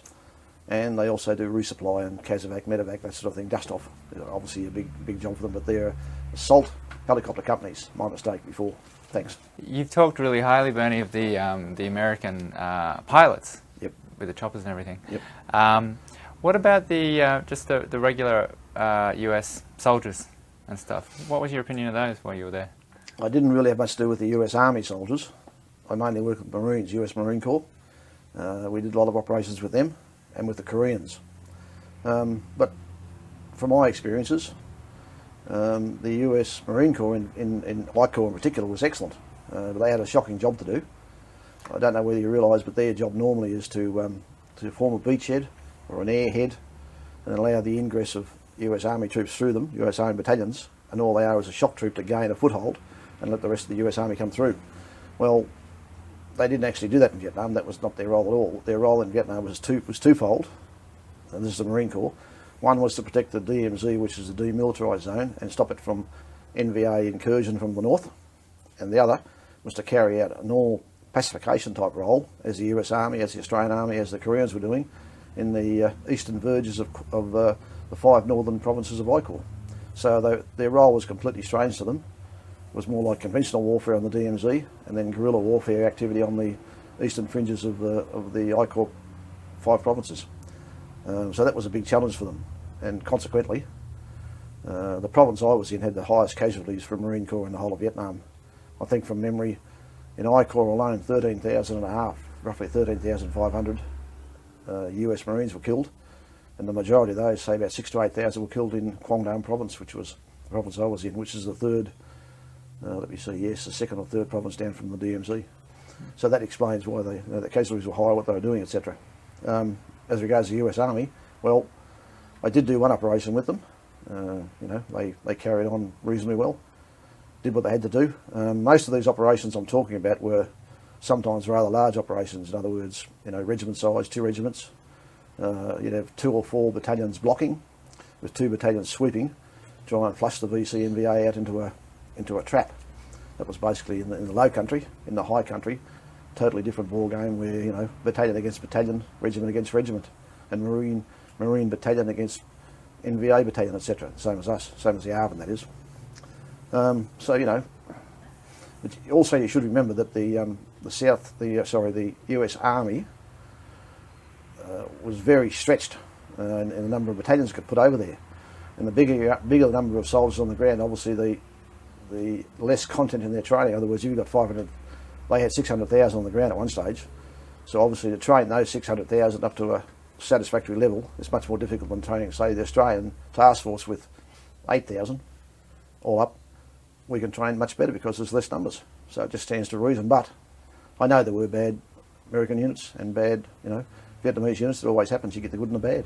The majority of them were quite okay. Yeah. You were just talking I mean, the huge variety of ops that you were involved in. I mean, just for an example, you were talking about having to flush the VC out into traps. Yep. What kind of traps would you actually set for them? Well, that's called a cordon search. So what you do is you get 2 battalions or whatever, Americans or ARVN, and you sweep them through a certain number of grid squares. In other words, you know, on a map, put them into the first 10 grid squares. They sweep directly north from there, and the other 10 other battalion over here sweeps the same direction, and you normally push them towards a river. At the river you have a blocking force on the other side of the river, stop the enemy across the river, and you put some sort of blocking force on the flanks. So once they get into a sort of a small U with small sides and a large bottom, you have 2 battalions dug in there or something, and a half battalion either side, you push the NVA, whatever you flush out, or VC out, and you trap them against the river, and you've got them. They can't escape. Then you've got 2 battalions this side, 2 behind, and another half there and half there on both flanks blocking. So it's a large operation, regiment size operation, but that's what we used to do here. And at the same time, you'd sweep through hamlets and villages and check out what was going on there. But you know, as I said before, most hamlets, most villages have got huge bunker systems underneath their huts, so you wouldn't know who was down there. Could be VC, could be NVA, could be just the local peasants, because they had to hide sometimes from stray artillery, stray aircraft dropping rounds and bombs on them, all that sort of stuff. So, you know, unless you actually physically cleared the tunnels or the dugouts or the weapon pits or whatever was underneath the huts, you wouldn't know who was in there. You know, that's the whole problem. And can you talk to us a bit about that whole fact of Vietnam, in that you didn't necessarily know who was enemy and who wasn't? Right. Well, it didn't really affect me so much in I Corps, because there we had dedicated NVA enemy most of the time, with the odd VC thrown in. It's probably more applicable to, you know, down in 4 Corps, 3 Corps, where you didn't have such large NVA elements, in other words, regiments and divisions. Yeah, creates a problem because, you know, during the day, some young bloke out in the field there, or some young woman, doesn't matter, male or female, she might be just doing a thing, planting rice or picking rice, whatever she's doing, or thrashing rice, and come night time, she might turn into an instant VC with an AK-47 and go out and create havoc. That's why we had to, you know, have, the only way to pacify that is to have regular patrolling, lots of small element movement, you know, platoons and companies doing their thing in certain areas. That way you claim the night back from the enemy. If you give them initiative, they can maintain it and destroy you. If you sit in a, it's no good sitting in a compound. There was a big problem in 4 Corps, the French mentality of sitting in mud compounds. You know, they're pretty hopeless. They built these huge compounds, you know, triangular ones and circular ones, and sometimes even oblong ones. But what they basically were was a berm wall made out of mud and brick, or not mud and brick, mud and timber, and more mud and timber, and 3 strong points, and you'd put an RF company in there and leave them there. That's all they do, is just laze around with their women folk, whatever they're doing, and not doing any patrolling, not doing any aggressive movement during the night, and beating the VC at their own game. But that was because of the French. The French had that weird idea of, you know, a fortress mentality, and not patrolling aggressively. You've got to do that. You've got to patrol. So that was the concept of the night operations in full corps. Yeah. And the Australians were had a good reputation for that specifically, didn't they? Yeah. Well, because obviously we've just come out of Malaya, Borneo, the Indonesian confrontation, and Malaya again with the British, and our warrant officers were the experts in counter-revolutionary warfare, in guerrilla warfare. It happened in Malaya, and the Brits and the Australians, and we managed to beat them up there, and it was happening exactly the same sort of situation as in Vietnam. However, the only difference was Vietnam was governed by the Vietnamese still, whereas in Malaya, for instance, the British ruled, and we could basically do what we liked there. But yeah, the same concept. You've got to have aggressive patrolling, go out and kill the enemy before he comes to you, find him and kill him, and and then pacify the people, get the people on side, win their hearts and minds, which is very difficult. That's the other aspect. What can you talk to us about winning the hearts and minds? Yeah. What happened in I Corps when I was there? The Marine Corps had a very good system going. I forget what they exactly called it. I just can't think. But however, what it was a Marine squad of say 10 Marines with obviously a squad leader would go out, take a medic with them. That's a doctor, someone who had limited medical knowledge, some sort of dentist, and some sort of engineering expertise. And what they do is go into a village and live there, help the health of the children in the villages themselves, provide rations and food for them, and then help them with their defences. In other words, setting up wire barricades, minefields, improving their housing, improving their water supply, possibly build new buildings for them, that sort of stuff, which is a big effort money-wise, but that's what they used to do. And the Marines had dozens of these little things wandering around Quang Nam province. Well, not wandering around, but in villages in Quang Nam province. I'd come along with my battalion in the middle of nowhere, and you'd find this little village defensive area, a squad of Marines and the local RF soldiers or PF soldiers, and there'd be no support for them for miles, except artillery perhaps. And how many would be in a unit supporting a village? Well, about 10 Marines, But they had on call, of course, the choppers. Something happened, they had radios, they could call on immediate artillery and fighter ground support, this sort of thing. But yeah, it was fairly hairy, I tell you. I would like to do that. It's akin to our SAS, I suppose, working in groups of about 5, but that's straight out war then. You're living with the people, and you don't know who's VC and who's not. You soon find out, I suppose, but yeah, and then the VC sneak in at night and do nasty things to you if you're not alert. So that's what they were doing, yeah. And what kind of physical defences would they build around the village? They'd build moats, they'd build berm walls. Berms are barricades of mud built up high, minefields out there, and wire obstacles on the edge of the minefields, so all those sort of things. And you have one entrance in and another entrance at the back to get out if you've got to get out in a hurry. And a village in those days, these little village areas probably weren't very big, 10 or 12 huts, so you could surround the whole place and they'd live in there. Yeah, that was the idea of it, to get them on the side of the Saigon regime. That was the whole idea. Yeah. The medical and dental was good because you fix the kids up, give them inoculations and all that sort of stuff, provide them with sweets and and the food situation was good too because you help rice as their stable diet. If that goes bad or gets flooded or whatever happens to it, gets encrusted with some disease or germ or something, then you help them out with food. Yeah. And from what you saw, did these tactics actually work? Yeah, it was working quite well. Yeah. But as I said, in 1970 they brought in this pacification. Brought in the Vietnamesisation of the whole of Vietnam. In other words, the Vietnamese take back the war into their own control. So before, when the Vietnamese battalions were sort of non-aggressive and rebuilding and rearming and retraining, etc., the Americans were doing all the fighting, and then eventually in 1970 the Vietnamese started to come in and do the operations themselves. And that's when America started pulling back troops because of the political unrest at home, a few other things, and money and supplies, and eventually handed it over to the Vietnamese, and they eventually lost because of their non-support by the American government. Simple as that. Non-support in money, military assistance, everything. And that was the only reason they lost, really. And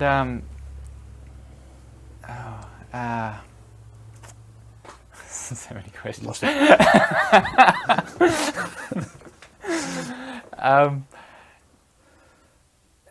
From your experience, was it true that a lot of the South Vietnamese who would become VC at night time, for example, was it essentially due to pressure put onto them by the VC and threats, or were there other reasons? It depends. In I Corps it was a little bit different because there was huge, friendly Viet-Arvan forces in the area, and the NVA couldn't come down and stay. They got pushed back again. But in 4 Corps, yes, the VC were very strong because it's a long way from Saigon. There was no large South Vietnamese American forces there, so all these little hamlets in the middle of nowhere. It depended who was the strongest in the area. If the Americans and the Vietnamese were all, the ARVN were there all the time, they were friendly towards us. If we withdrew, the VC came in, and what they do is they always assassinate the doctor, the head man, and the chief nurse, and so that's what happens for being friendly to the Saigon regime. Don't do it again.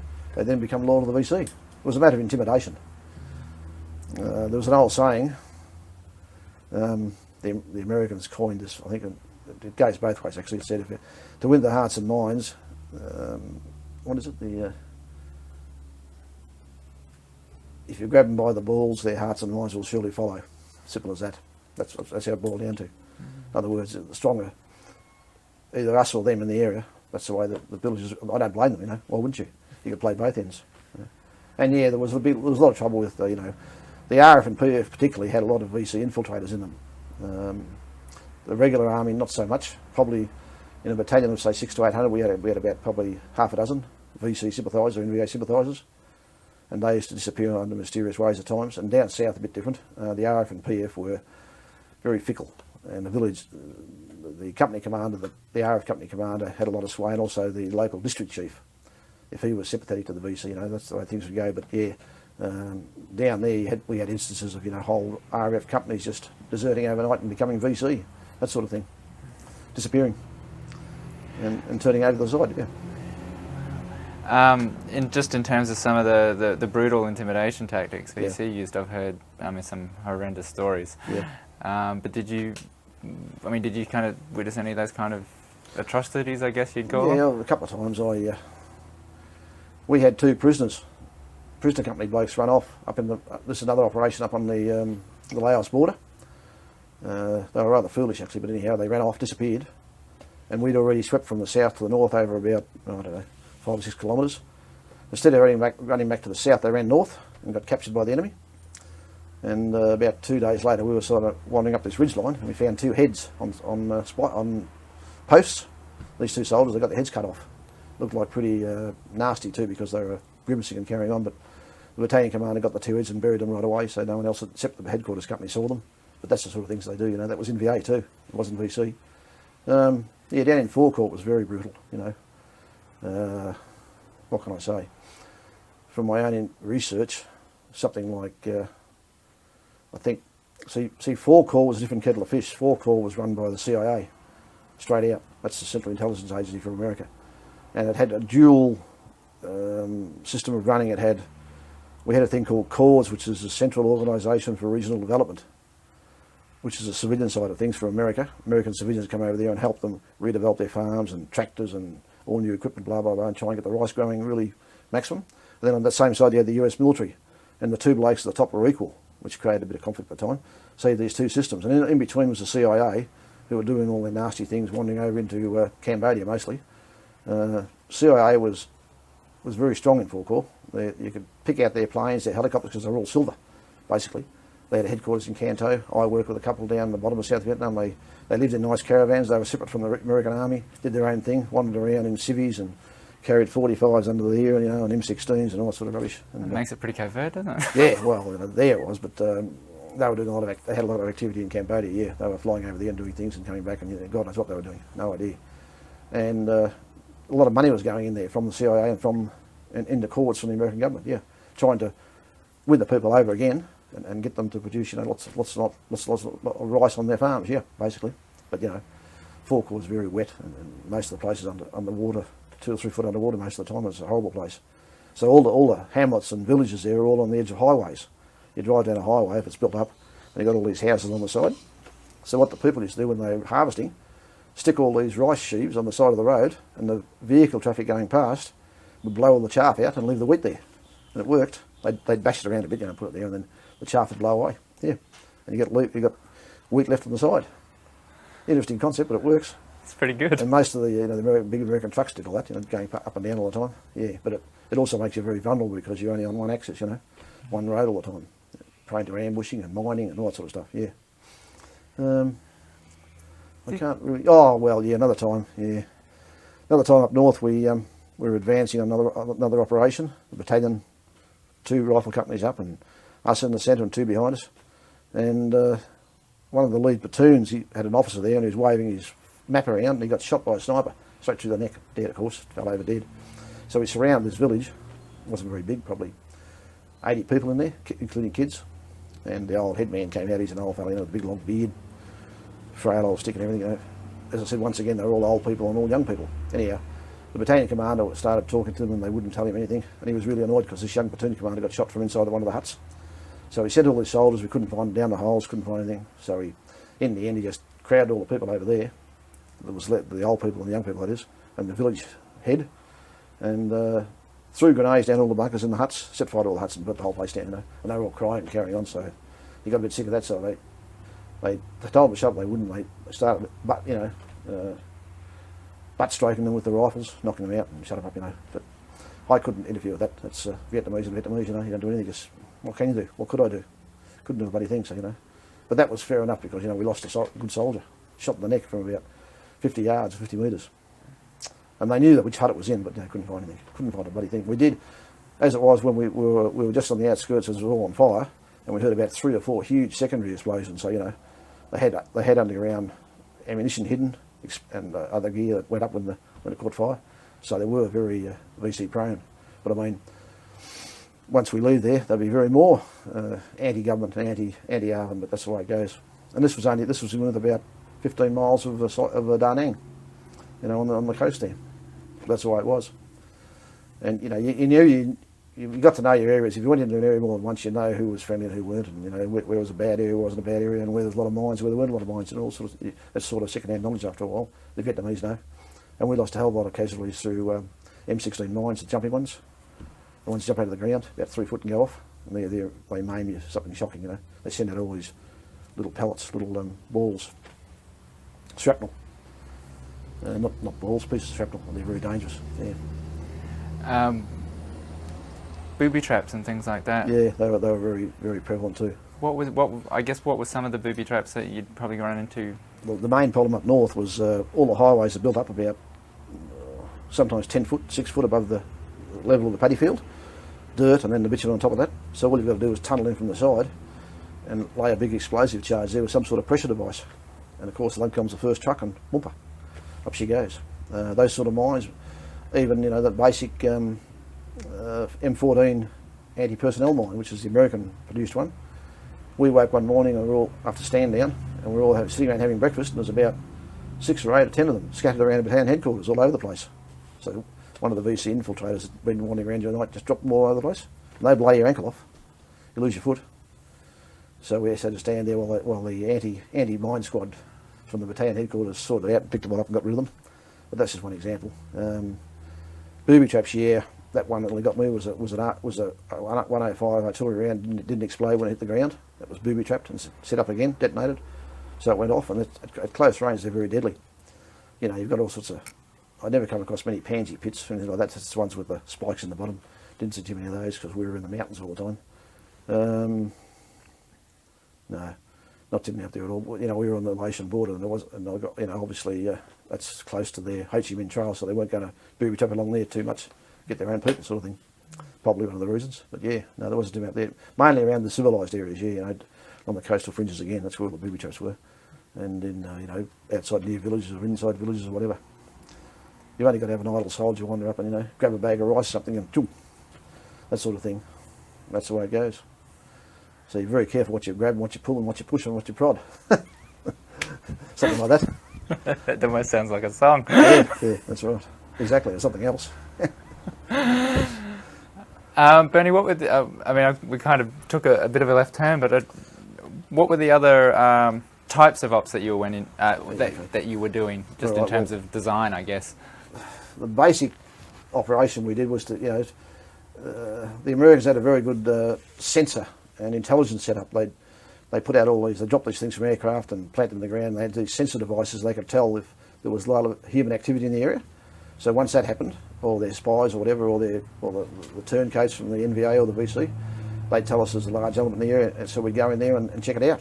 And that was basically the way it worked.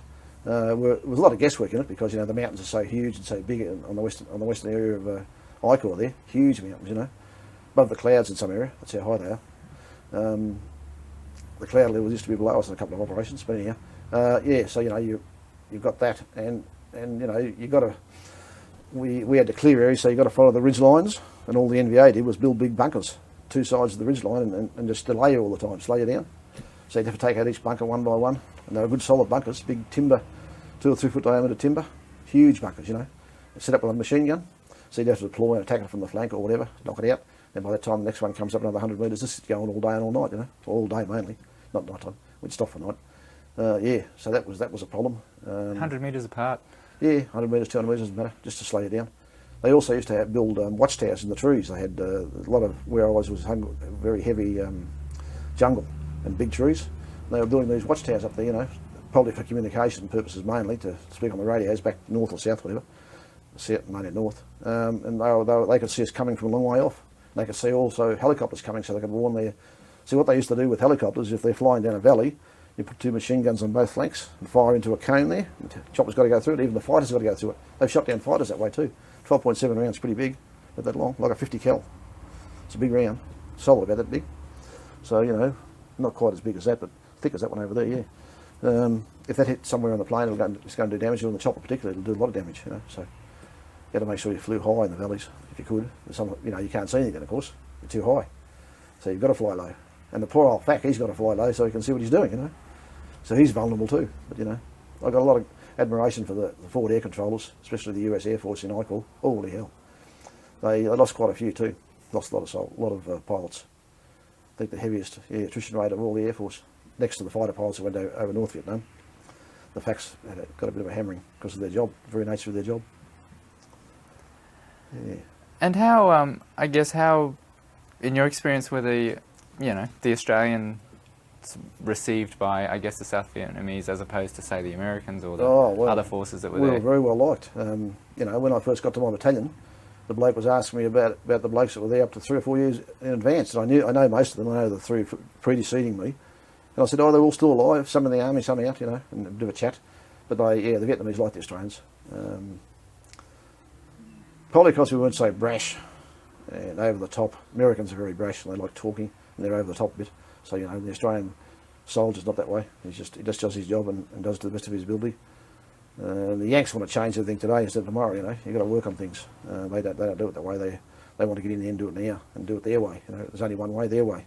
So, but there's also, you know, there's lots of ways of doing things, basically. You haven't got to be, you know, over the top. But yeah, the train, we came under, our advisors in the training team came under the auspices of the US Army. They ran the whole caboodle. And I belonged to Advisory Team 1, which happened to be around Da Nang there, which was our team. Normally headed by the Lieutenant Colonel and about probably 40 advisors or whatever, all ranks from Corporal up to Captain Major. Yeah, we got on well with the Americans, no problems there. We, back in regiment or battalion, did live in their accommodation and eat in their mess hall, pay a certain amount. I used to get back into Da Nang probably once every 30 days or more, or less, however the operations went. And in my particular era, we had a major and a warrant officer in Da Nang who looked after the administration of all the advisors, another 40 of them around the area. And the same in Forcore, had a major and a warrant officer in a place called Canto, which is the capital, and he looked after all the advisors around Forcore area. Initially, when I first got there, we were welcomed with open arms, but towards the end, you know, the admin people would say, the first thing they say to you when you come in is when you're leaving. You know, and things got decidedly not friendly, you know what I mean? And who was that from? That was the Australian warrant officer and the Australian major, and you know, they made you unwelcome. I don't know why, because we were upsetting their little fiefdom they had, you know, going. The major normally worked on the headquarters, the American headquarters there, and the warrant officer did all the admin. But, you know, it became decidedly uncomfortable, so most of us would just go in there, get our pay, disappear to an American place then, go to an American barracks for the night or whatever. That was the way to do it, or Marine base, you know. And what was it that got uncomfortable for them, do you think? Well, I think we used to expect a bit of looking after, and they weren't giving it. They were more interested in looking after themselves. I mean, they're there to provide our beer, for instance, our Fosters or our VB, 1 or 2 cartons a month, whatever we got. Our replacement greens, and that was all too much for them, you know. And a couple in particular, you know, I got really annoyed. One day I sent my American sergeant in to pick up some beer for me, and the warrant officer told the sergeant, the Australian warrant officer told the American sergeant, tell Captain McGurgan to come and get his own beer. So I was in there about a week later and I got right up him and I went and saw the major and said, this is not good enough. And the major had to stick with his warrant officer, of course. So I couldn't win. But anyhow, that was the sort of thing that was happening, you know. I mean, there was no need for that. No need for it. They wondered why people didn't go there towards the end of 70 into Da Nang, and, you know, we had 2 accommodation huts there for the warrant officers and for the officers. And I towards the end, I never went in there. I went elsewhere. The Marines over at Marble Mountain, or one of the US BOQ messes, you know, or even the Air Force at Da Nang Air Base, which was, you know, yeah, there's the thing. The American Air Force lives in really salubrious accommodation when they go to war. Same as the Australian Air Force. There's an old saying, I must tell you this. Stars. The Navy navigates by the stars. The Army sees by the stars. And the Air Force counts the stars on their hotel motels. Something like that. So anyhow, I made a comment to them. I said, well, you blokes live comfortably. They had air-conditioned offices, air-conditioned rooms, air-conditioned briefing rooms, operation centres. I think it was air-conditioned. The buildings were probably brand new. The food was salubrious. They must have had, you know, for a big base, they had probably about a couple of hundred Vietnamese women running around doing all the cooking and ironing and washing up and cleaning boots. And that's another security risk, of course, another problem. But that's what they did. That's the way they did it. The Yanks liked doing that. They used the locals, and all the women come in there. They ran their own brothels. They were on base? Yes, on base, yeah. Huge brothels. And they were looked after by the American doctors. They used to have, even had pizza bars run by the Filipinos. The Filipinos love pizza bars. They run them. So you got your brothel, you got your pizza bar, you got your movie house, and you got your accommodation, whatever you want. So it's pretty well set up, yeah. Why leave home? Yeah, well, you know, except for the odd water coming in or whatever. Yeah, that's the American concept of, you know, big bases, of course. Down in Forecourt, it's much the same, only on a smaller scale. What had happened by the time I got there was the Vietnamese had taken over the American large bases. The 7th Arvin Division had taken over Dong Tam, which was the ex-American 9th Infantry Division, and down at Bark Loo, the 18th Arvin Division had taken over from another American division. I can't remember the name of it. So they had just occupied, you know, and when I say a divisional area, I mentioned before Dong Tam was a mile by a mile. Bitumen road around the outskirts or the border, and then all bitumen road intersections in the middle. Huge area, big berm about 6 foot high, strong points, machine guns on all the perimeters on the high ground on the berms. Well set up. But all the VC and VA had to do there was go out, you know, half a mile out and lob in mortars. So then we go out and chase them away and come back in again, and this is going, you know, night after night. But they didn't do much damage, killed a couple occasionally, but, you know, other than that. Then we'd sweep out there and get rid of them, and then they come back a month later and do the same thing again. But yeah, it was a different sort of war. The main method of travel in the Delta, of course, is by road, built up by the paddy fields, or by water. Waterways everywhere, rivers, canals, estuaries, everything. So millions of sampans. The Americans set up this thing called the Riverine Force, which was half American, half Vietnamese. American boats, Navy boats, little boats, like little motor torpedo boats with big guns and everything on them, large machine guns and mortars, half manned by both, and they hand them over to the Vietnamese in the end, but at least used to patrol the rivers. But they're still very dangerous because, you know, all you got to do is wait on the bank somewhere in hiding and hit them with RPGs, and then, you know, things start happening. But yeah, that's the way they operated. The other thing was down there also our SAS operated down there with what's called the SEALs, the Sea, Air and Land Troopers of the American Navy. They're very good soldiers. So our SAS worked with them. 2 places, Dong Tam, and the other place was right down the bottom called Solid Anchor. That's right, Solid Anchor was the nickname given to it. I can't think of the name of the Vietnamese name, but it's called Solid Anchor. And they operate out of there in terms of, you know, 5, 10, 15, 20, whatever, depending on the mission. Good experience for SAS, yeah. And similarly, they sent blokes up to Phuoc Tui in 3 Corps for our SAS, and they worked with them, operated with them, yeah. But not many people know that. There was SAS operating there the whole of 70, probably half of 71, yeah, down in 4 Corps. It's a bit of an obvious question, but just for, I guess, for clarity, for the archive and stuff, out in the field, you've mentioned, you know, you're working with the battalion commanders and stuff, yeah. But who's sort of just below you or working with you, I guess, in terms of... Nobody. Deferring, yeah. There's only myself and the 2 other advisors. We worked in a team of... There's normally a team of 4, right. But in my case I only had 3, so the 3 of us worked on battalion headquarters normally. If there was 4 of us, you could put 2 at the Fort Rifle Company and 2 at battalion headquarters, but after that there's nobody. I report back direct to my regiment senior advisor at regiment, who was the colonel, Lieutenant Colonel Bacon, by radio. That's the only connection I've got. and the battalion commander controls the whole battalion basically, his battalion. So I just advise, you know. Yeah, so if anything happens, in the end I had a thing called secure voice capability, which is a encrypted UHF communication. And I could talk to him and no one else could hear except him and I, which is a very good piece of gear. It's, Specifically designed for that? Yes, also the enemy couldn't listen in like they did one time and hear what we were saying. They couldn't. You've got to have the same setting and the same equipment, and the equipment was very. You had to be most secret. What's the word? Top secret clearance to use it. The American system's pretty unrealistic at times, but I had clearance, so I was right. And you just punch in a code for the day, and they punch in the same one on regiment, and you can talk to one another. And plus, it's got better range, bigger range, and much clearer. Yeah. Well, you mentioned something before that I thought was very interesting, was the American Marines going in and safeguarding the villages and using mines in some instances. Yeah, well, the idea is you make a fortified village, you surround it with a big berm for a start, then you put a moat in front of that, then you put a minefield, then you put wire around constant wire around the front of the minefield. So you've got all those obstacles that if people attack you, they've got to go through it. But I mean, at night time you can't see everything that's going on, so people can actually sneak in there and cut wires and make a clearance through the minefield if they're good enough and do it that way, yeah. But that's the purpose of minefields and wire obstacles, to slow people down so you can shoot them. And yeah, this is the whole concept of a minefield and a wire obstacle, is to have a machine gun can bring fire to bear on it. That's the whole idea, so that you slow people down, you can shoot them. And if you make a minefield and a wire obstacle that hasn't got coverage of fire coverage from machine guns or some sort of direct fire weapon, you're in trouble, because they just they'll get their way through it eventually and not be fired at, and then attack you. So the basic principle is you must have fire. It can be indirect or direct, doesn't matter, but direct is better. Yeah, in our sort of situation, indirect fire would be artillery and mortars from somewhere else. Once they're detected in the minefield, yeah. But that knocks your minefield around too much. Artillery and mortars blows everything up.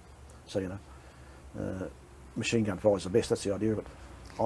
So you can understand then mines being left in Vietnam after the war because they were used as safeguards for villages. Of course. But they're a two-edged weapon. It doesn't matter who stands on, they go off. That's the problem with mines and booby traps. Were you ever close to the napalm dropping? Yeah, very, very. We had this other operation just near our regiment hill, actually, only about 5 miles from it. Just to cut it a bit short, I don't want to talk too long, but we were doing an advance, across this area we were given.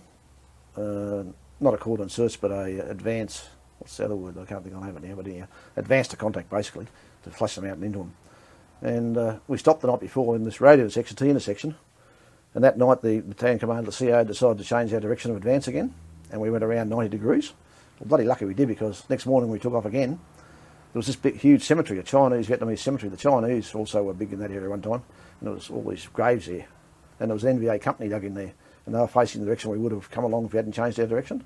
We were 90 degrees out, so most of their weapons were made to counter coming up this road, and we come in from the flank, and we overran them in about 10 minutes at the most. Killed about 80, me included in the middle of it all, firing and carrying on. We went straight through them. This is the headquarters company that did the main assault, actually. And about a platoon ran off into this swampy area next to the river. We couldn't find them because they all got in the reeds and ducked down and started whatever they're doing, hiding there. They had a predestined, withdrawal route, of course. So anyhow, I called in napalm, dropped napalm over the whole area. We got about 10 bodies that way coming floating up. And we sent another platoon out to go and drag the bodies in, have a look at them, check them out. And they come under fire again. There was still some alive there. So we pulled them back out again, put another napalm bomb in. And that got a lot of them, because in the end there was I think they couldn't breathe anymore. There's no air. I don't know how they were breathing, but they must have been using straws or something, or some sort of breathing devices. In the end we got a lot of them, yeah. And we killed something like more than 80, captured about 40 or 50 different weapons. It was a huge victory in about 5 or maybe half an hour all over. Excellent.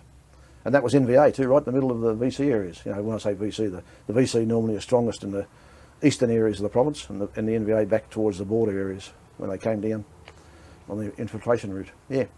And you said they were NVA? These were NVA, yeah. What they do is send down certain NVA specialists and mix with the VC and give them clues on how to set up better booby traps and better mines and how to do this and how to do that. And also the other reason there was more NVA in the area there than what there was down south is because after TET 68, that was a huge defeat for the NVA and the VC. They lost 200,000 or 300,000 troops in that one January, February, March 68. They lost that many soldiers that they were decimated, So all the VC in the local hamlets and rural areas had to be replaced by NVA soldiers who came from the north and pretended they were local inhabitants when really they were NVA soldiers. That was why they were in the areas down there. The VC had all been killed, during that offensive. They lost thousands. The Battle of Vai was a prime example. That was January, February '68. They lost, the NVA there lost 5 battalions straight out. It's almost 5,000 men. Well, more than that. Probably, they support people, probably five battalions is a regiment plus. So, yeah. And they were pushed out by the ARV and 1st Division and the US Marines. But they had to fight for, 20 or 30 days around the Citadel, which is the centre of Vai, one of the big, on the Perfume River there, one of the big old established buildings. And they did a lot of damage, of course, getting them out. But that was the way it had to be. Yeah, the NVA were foolish doing that when they did it, but yeah, that's the way they wanted. GIAP, I read a report the other day that GIAP himself said we were done. But at that stage, Johnson started pulling American troops out, so that saved the day for them. Otherwise, there would have been more serious trouble. That was the start of the American withdrawal, 68, 69. They started withdrawing from Vietnam, would you believe, in limited numbers. Just after Tet, when the Vietnamese sort of was supposed to start taking charge again progressively, up to 1970, yeah. I've heard some stories, Bernie, about, some Americans were actually hooked on drugs, heroin and so forth. Did you come across that? No. I never. I've been in a lot of American bases. I never saw drugs, people on drugs or affected by drugs. Affected by beer, yes, or booze, yes, but not drugs. Never saw it. It happened, I know it did. And I've been on some huge bases, but, as I said, I never saw people actually, taking drugs, even the American Air Force, no taking drugs. Not where they'd do that, they'd go out and leave the local town or something, or the local city, and disappear into some dingy backyard with a prostitute and get on drugs there, whatever they do, that sort of stuff. Admittedly, it probably happened in the base too, but very undercover. You wouldn't see it openly, no, because it was frowned upon. You can't have a drug buddy soldier running around with a loaded M16, kill some of his own people, for God's sakes. But yeah, I guess it happened, but I never saw it, no. Never saw it once. But the alcohol, do you think... Well, it was so easy to get. Everybody was sort of hooked to a certain extent that when they got home there was a problem, do you think? I think so, yes, very much so. In my little team, we used to get what's called an SP pack, which is special provisions for American rifle companies, which is 100 men. And we'd get shaving stuff, we'd get shaving foam, actual shaving sticks, the braid and everything. And we get all this tobacco. We'd get cartons of Salem and Camel, full cartons, dozens of them, to provide 100 men. And we had that between 3 of us. So, and I had chewing tobacco. I had must have had about a quarter of a tonne, not quite, but kilograms of bloody chewing tobacco, which we never used. The Vietnamese wouldn't touch it either, so we'd throw it out. The Americans loved it. Some of the Americans, chewing tobacco is bloody disgusting. It really is. Anyhow, in those days I was a smoker, so I loved it. We had these huge Benson hedges about that long, and those big packets, cartons of those, all for nothing. And then if I went to the PX or the Australian place when I was down south, you had to pay for it. I think 4X beer was about 10 cents, and a carton of cigarettes was 15. So and I don't know whether you realise that we didn't have real money over there. It was called MPC, military payment certificates. That's the American money, and that substituted for dollars to stop the black market. And every so often they'd have a change over the MPC to another MPC. So everyone caught out with green dollars was buggered, because the green dollar was favoured. The enemy could use it, you see. MPC is a good idea, and they do it most times. They go in and they're involved in a big way. It's just to stop the black marketing, profiteering, all that sort of stuff. And every time the changeover came, you get all these women hanging around the barbed wires of all the bases I was at, trying to change, give it to some friend of theirs to change to the new MPC, because once that date's gone, midnight tonight, the old MPC used today's no good tomorrow. You've got to have the new stuff. You've got to throw the rest away if you haven't changed it over. So some of these women might be holding $10,000 worth of MPC from all of the Marines that are visiting their premises and doing whatever they're doing. That's how they operate. Yeah. Were you aware of any black market profiteering going on? Yeah. That's where a lot of these, as I said, there's say from 600,000 Americans, 300,000 being big bases. A lot of those are all stores people. They'd be heavily involved, making a lot of money. And I believe some Australians got involved in it too. I don't know really personally, but I know it was happening.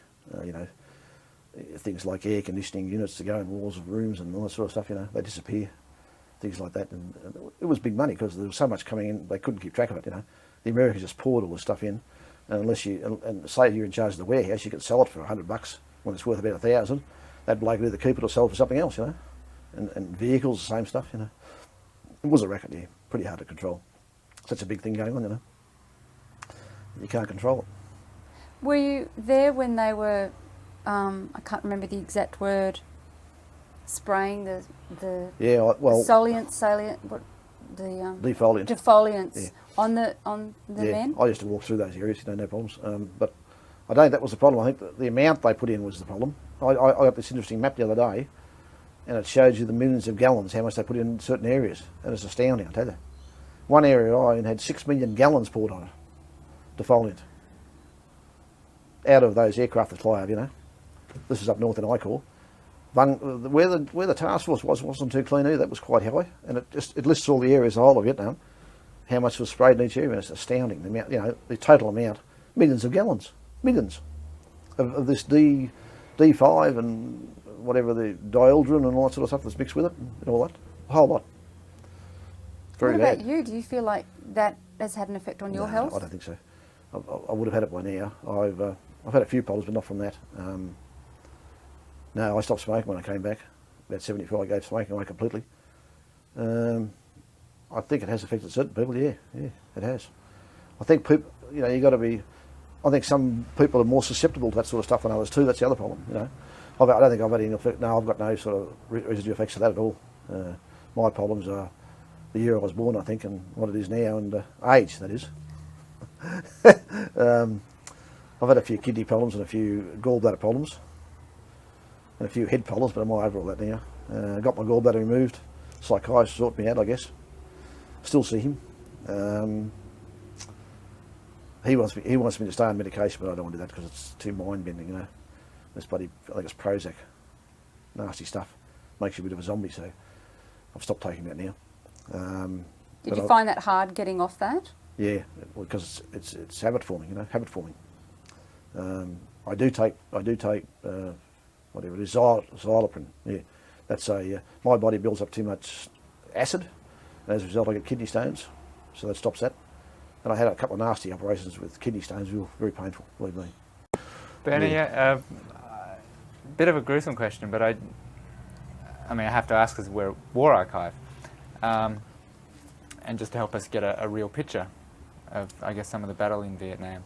Is there some action and operations that you went through that stand out as, I guess, particularly horrible in terms of what you were forced to experience and had to?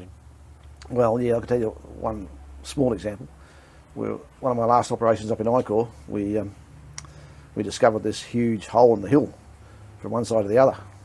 Entrance on one side, then on the other side of the ridgeline there's another hole coming out. And what it was a big hospital, NVA hospital in fact. So we sent troops around the other side and stopped, just as the blokes on the other side secured the entrance to the other side, they had a contact with this NVA mob withdrawing. But anyhow, we captured a doctor and a nurse inside, you see, male and female doctor, a male doctor and a female nurse. And she was good looking, North Vietnamese of course.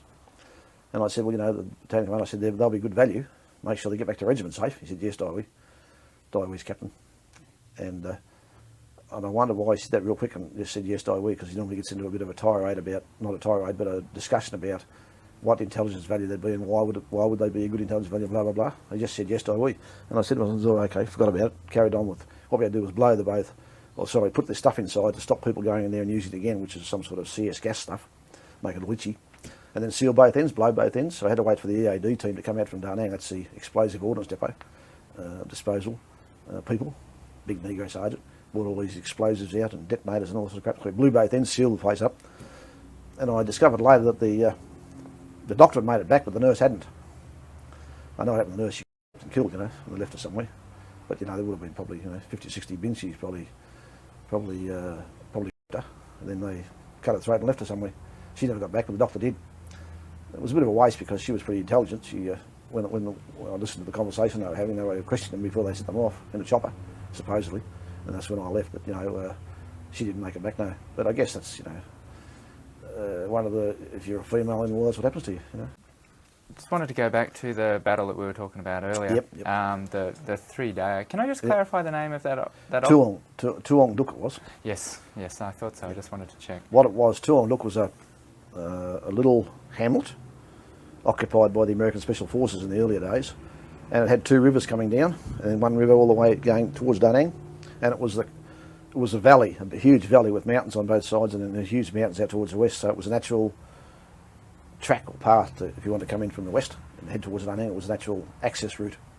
Not many people, probably a couple of hundred, mostly Vietnamese peasants lived there, and then that's the Tong Duk town, and Tong Duk province is the area it's in, and then in the mountains there's huge mountains to the north, bloody great mountains, you know, high mountains. That's where all the action took.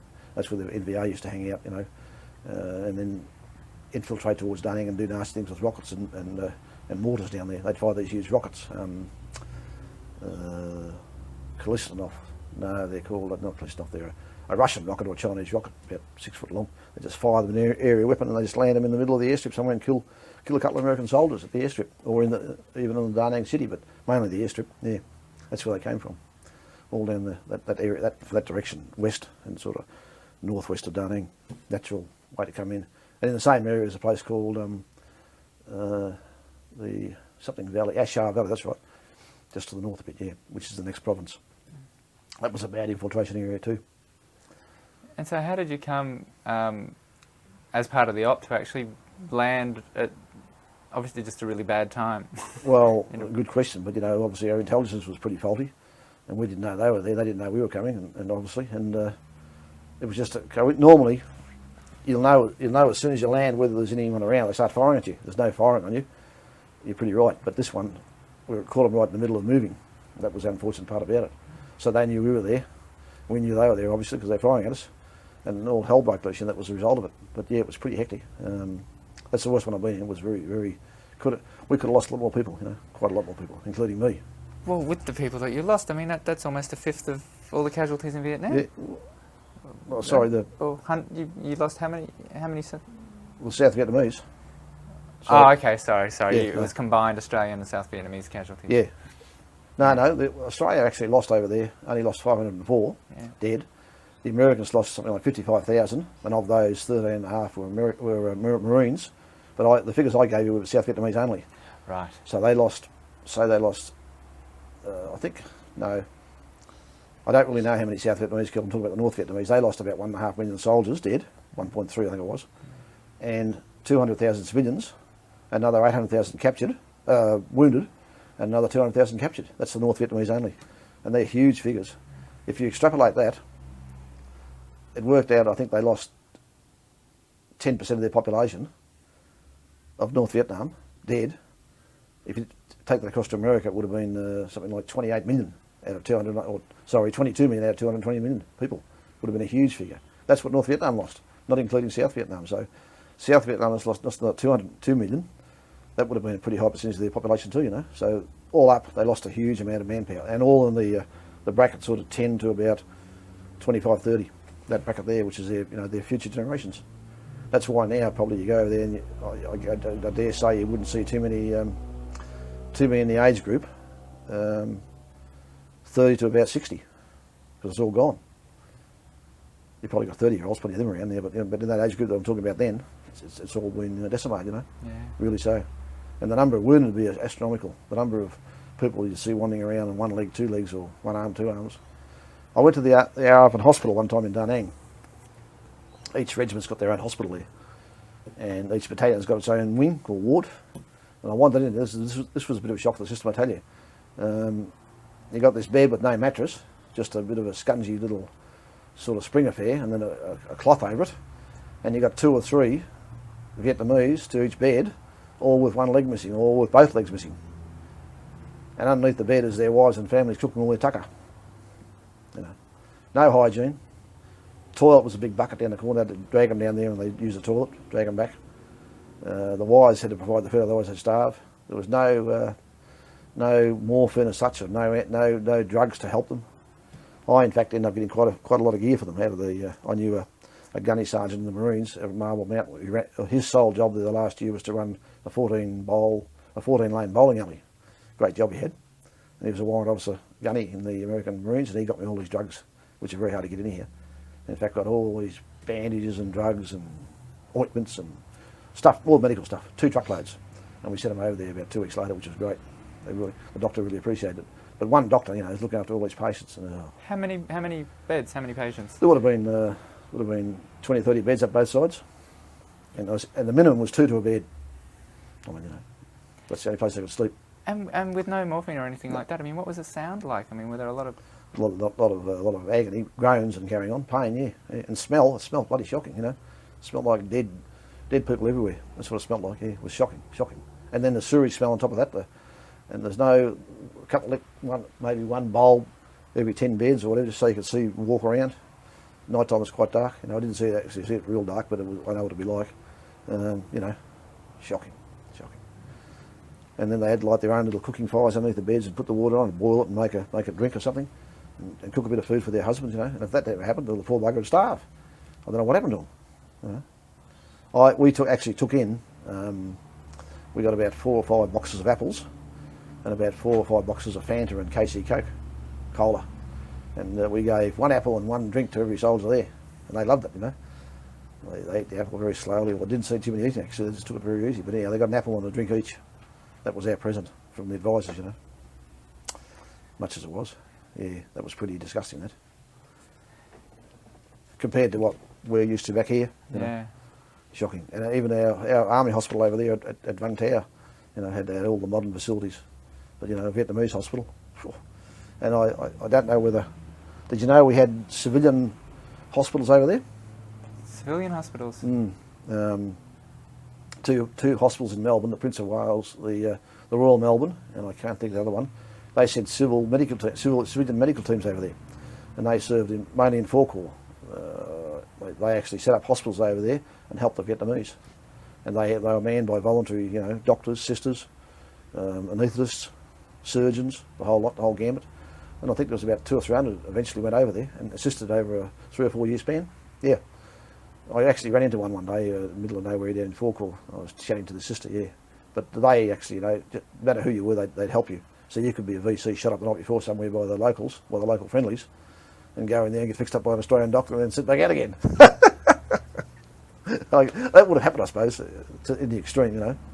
But yeah, they did a good job. And if I can just take you back to Tong Duk for a second, just because you mentioned briefly when we were talking about it before, just constant fire and the nighttime stuff. I mean, you're not being able to see anything. Just wondering if you could kind of put us in the picture of what you'd hear with the bugles and whistles and stuff, I guess, of a night raid, and just kind of put us in the picture of what that would have been like. Yeah, you're right. The first you probably got of it is the forward pits probably observe movement, something out to the front, or our sentries are out there and they pick up movement, you know something's happening. So you automatically fire your artillery DFs, that's your defensive fire, into where you reckon they are. That doesn't stop it. Well, you've got big trouble. Then you hear the bugles. Then you've got to get the flares up so you can see what's going on. Then you've got to get Stinger doing his thing. And then you've got to get the gunships. You can use gunships at night time too, which I did. But you've got to be able to see what you're doing. You've got to have flares up.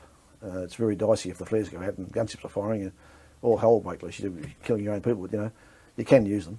And the Stinger's the best thing because it can see where it's firing, basically, yeah. There's no mistaking when they're attacking, you know. You've got rounds coming through the place, you've got bugles blowing, you can hear them.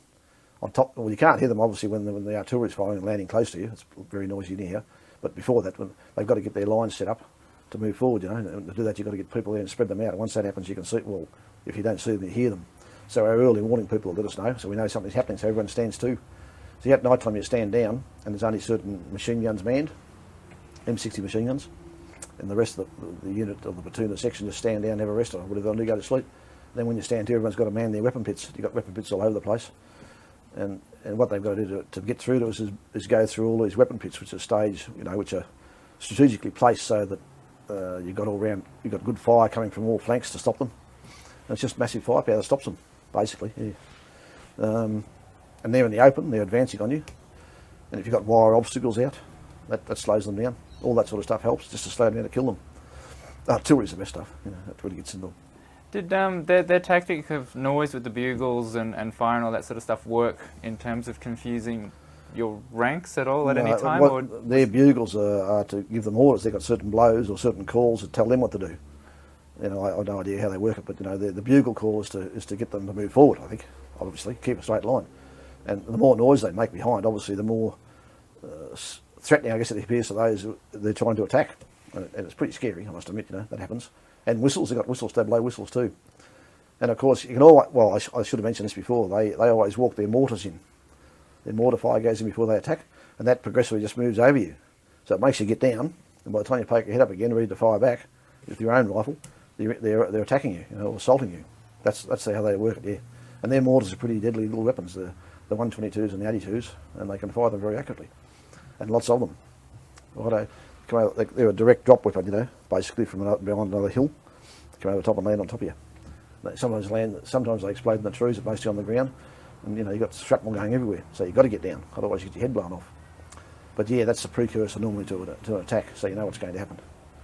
The other thing that used to happen was that the minute we had to get our casualties out, and the minute one of my advisors and myself appeared on the landing chopper area, the landing zone, the LZ, their observers daytime could see us, and they'd open fire with mortars again. And at night time, the chopper would come in, you'd hear him, just the noise of the helicopter. Once again, they opened fire with mortars onto the landing zone, so it was very hairy. The quickest you had to get the bodies onto the choppers real quick, live bodies, dead bodies, everything, as quick as you could, otherwise you're in big trouble. And as soon as they take off, you're out of the way, back in your weapon pit somewhere.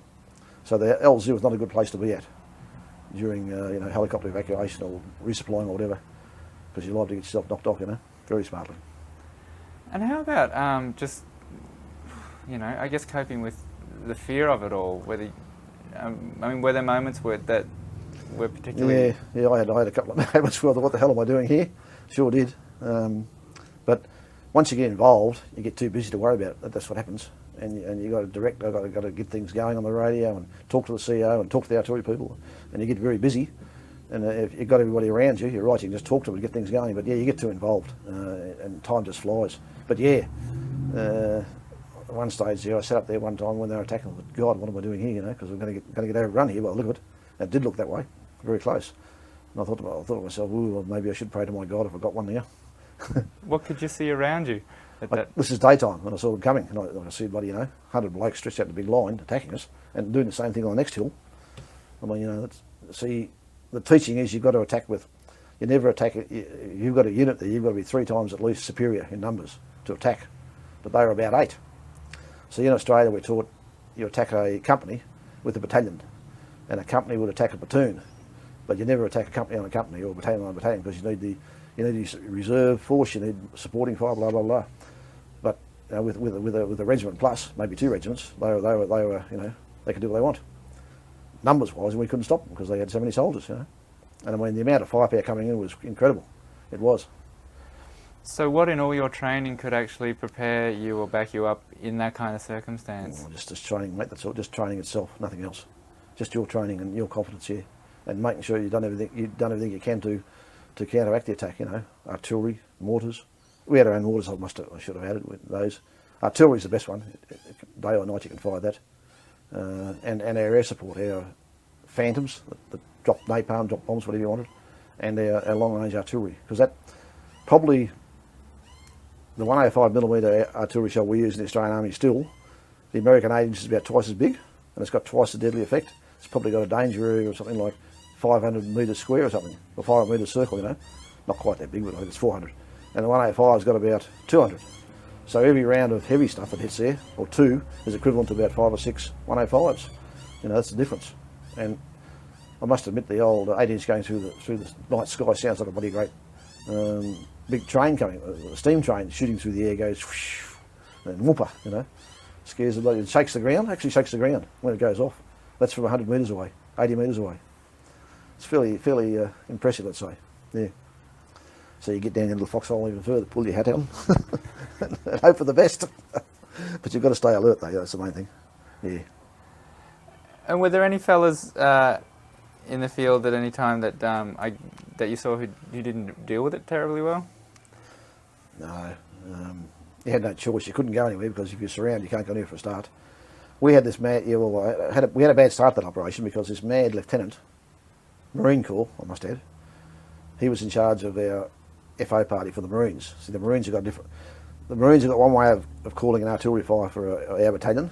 The American Army's got another way, and the Vietnamese got another way if they could reach us. You know, they couldn't. But so although we relied on the Marines. But anyhow, the Marines, you've got to give, once you give all the coordinates like grid reference 1, 2, 3, 4, 5, 6, 20 rounds, fire effect or whatever you want to say, fire now, you've got to give an officer's initial. And he was an officer, this young bloke, he was a second lieutenant, so he'd give his initials. You've got to give 2 officers' initials, you've got to give mine and his. So you've got to give, you know, Bravo Mike, Golf from me, and Louis was, I don't know, JF, Juliet, Foxtrot, all that. Okay. But anyhow, he used to wander around, he spoke fluent Vietnamese. He'd wander around with his rifle during the lull periods, and he'd sit on people's weapon pits and talk to them, you see. So this particular day he's there talking to my lieutenant on our weapon pit, and he's got his legs hanging over the top, and suddenly this mortar barrage come in, and he was a bit slow getting up to move. He just sat there for a minute and decided to get up, and this bloody great hunk of shrapnel went whack straight through his thigh. And Mike Boyer and I were sitting in the bottom of the pit, and all this blood came gushing over. I said, shit! So we pulled him in, and I whacked out a hole about, you know, probably as big as that. No, about that big, there, in the side of his thigh. He missed the bloody artery, I don't know how. So I stuffed this bloody, we carry what's called a immediate first aid pack, which is a roll, bandage thing, whacked that in and put another one around the top and bandaged it all up real quick and stopped bleeding. I said, we've saved your life, now we've got to get you out of here. So we had to cart him out of the LZ, and of course they start mortaring us again, and he's hobbling and carrying on. And a chopper came within about 20 minutes to half an hour. We got him out, he lived. But he lost a lot of blood, I tell you. There was blood everywhere. Christ, it came out. I couldn't believe it. And it missed the artery. He went home, of course, because there was a big hole in his thigh, so he would have been buggered. But yeah, he was an interesting bloke. But then I had to, I had to get his artillery party down to live with me because they had no officer. And when they wanted to call in fire, I had to give an officer's initial. Doesn't matter, as long as it was a white man's initials, like me, or the Louis. I don't think they would have responded to a Vietnamese. You know, if he had to call them in, that was the problem. So, you know, it had to have one of the advisors or one of the advisors do it. So I moved them back with me, and we were pretty right then. And they arranged the rest of the operation the next 2 days, whatever it was, and then be back in the second time. Yeah, he lived. The young bloke came back, and I saw one of his party on the second part of the operation. He said he's okay, being put on a ship and sent home. The Americans worked this naval ships. They got these big hospital ships that come and pick up all the badly wounded that can't fight any longer. They've got to go back home. Put them on these ships and sail back to America or Hawaii. And away they go. Great, straight home. Hard way to get home, I suppose. Get half killed. But yeah, and then if they were really bad, they used to fly them in these big jet transporters, you know, pretty serious ones, and had to get back their ASP sort of thing, or ASAP. Yeah. Did you ever lose any mates while you were over there burning? Not well. When I arrived there, about 2 weeks after I arrived, one of the American advisors got killed in another battalion. So there's 4 battalions in my regiment. So I was in the 1st battalion, he was in the 2nd or 3rd, I think, or 2nd I think it was. And then I had another Australian in the 3rd, another Australian in the 4th, and the rest were all American and Marines. His name was Bill. Can't think now, but anyhow. He was about to go home. But he was foolishly out trying to find an LZ to land some choppers in front of his Vietnamese, with the Vietnamese company, rifle company. And he walked into a Claymore mine set up, booby trap set up. Killed him, didn't kill him instantly, put a few holes in him. And he died in the chopper about 5 minutes later. White, Bill White was his name. Very young too, about my age. About to go home and get himself killed. That was the only fatality that affected the advisors. We lost a few Vietnamese, of course, but that wasn't so bad, I guess, compared to the advisors, you know. That was pretty, they got very morose for a while, yeah. They take it to heart, the old Americans. When someone of their own gets killed, they really, what's the word there? They react more than, say, the Australians would if one of our blokes got killed. Still the same, but you know, they seem to suffer more for some reason, or take it to blame themselves more, you know, this sort of thing, whatever. In what way? I mean, how would they? Oh, they were very, they weren't gay and happy. You know, we normally have a bit of a banter around the breakfast table or the dinner table at night back in the regiment. They were all moping around, carrying on. This only lasted about 2 or 3 days, but you know, and then they got a thing, you know, a lot of them probably didn't like the Vietnamese too much. You know, they call them slants and gooks and all that sort of stuff. That's just the way they are, though, the Americans. They that way all the time. I think if they were Japanese, they'd call them slants anyhow. If they were Vietnamese, they'd call them slants. So they had a bit of a thing about, you know, Asiatic races for some reason. I don't know why. They thought we were great. They loved Australians, but they weren't too fond of most of the people I met. Didn't have a very high opinion. They didn't hate them. They didn't have a high opinion of the Vietnamese. Some liked them, some didn't like them. Just, I guess it may be the case in every case. I don't know, but some Americans didn't like them. Some did. Do you think part of that was the confusion between knowing who was friend or foe? I think it was probably more so the Americans because of the casualties they were suffering. You know, there'd be people killed every week and people wounded every week and people sent home every week, and they had some horrendous casualties. You know, 55,000 dead's fairly big. You know, it's twice as big as our army, Australian army, then. So it's a lot of soldiers, and they had something like 300,000 or 400,000 wounded. That's even worse, you know. Not serious wounded, but people lost ankles blown off by a mine, or lost an arm, or bad wound to the torso, you know, this sort of thing. Quite serious wounds, yeah. Thousands of them. Were there things that you picked up, I guess, operating in the territory, in the jungle and stuff, that your training didn't prepare you for? No, not really. You know, if you do pop training back here, you cover all contingencies, but they were shockers in the field, some of the Vietnamese. Remember I talked about all the shitting all over the place all the time? Well, when you get in the mountains, it's even worse because they got to shit on a cleared space, which is going to be a track somewhere. And they won't shit in the bush because they go on a tree and bloody get on their uniform or something, you know, on their gear, you know. So they go and find a clear space and have a crap. So in the morning, every morning you move out, you've got to walk off the track for about 50 metres, for about, you know, a couple hundred metres up the side before you get out of the range of all the craps lying here all over the place. I actually trained at one stage to dig a hole and use lime to get the blowflies out and all sorts of stuff, and that worked for a while, but then they just fell back into their old habits. They just crap. They don't even bury it, they just crap where they want it, you know. Whereas the Australian soldier would dig a hole and bury it, for God's sakes, do it properly, you know. But not the Vietnamese. There's crap everywhere. Now, this is what Chris and I were just talking about a second ago. Yeah. For the archive, they'd like some information about the ambushing. Can you tell us what were the strategies involved with night ambushing? Okay, it was a straight out Australian method of ambushing. You go and do a reconnaissance days ahead by either chopper or by ground. The chopper's normally the best way, just fly over it or fly to the side of it and check out where the area is and make sure there's no water and it's a good position. There's a couple of tracks joining, or there's a wooded area, and you can set up there and watch two tracks coming towards you where the people would be coming along because there's all water elsewhere. So you'd pick your spot, check your site, then you'd plan on that. Now, the Australian method of ambushing is you go in as far as you can by whatever means, and the last bit, to move in the actual ambush site, you've got to set up a firm base. And you normally go into that by foot. Say you come in by trucks about a mile away, then you walk from there to where the firm base is set up, or you come in by choppers to where the trucks would be, and walk in from where the choppers drop you off, so that there's no, you don't give away where you're going. They don't know you're coming. Let's say here you're walking, and it's pretty hard if it's on last light and you're walking along, you know, a dirt track somewhere, you're pretty right. So you set up a firm base, and from there you set up your ambush site, but you've got to have a firm base set up so you can run back to it in case you get ambushed yourself. So you set up your firm base, go to your ambush site, you put up what's called a killing zone, you put up a killing area where the machine guns interlock into an area where you can rake them up and down with machine guns. You put up claymore mines right along there to blast them when they get in the killing zone, like about 10 claymore mines. And you have cut-off groups. When they run to the flanks, you cut them off so they can't go back that way. And they can't run backwards because you normally place your ambush where there's no access to the rear. They can't run up into there and escape that way, so you've got them trapped. That's basically the ambush, and it's a matter of 1 foot on the ground all the time while the other foot's moving. And then when that's on the ground, this other mob can do something else. So basically, by that I mean,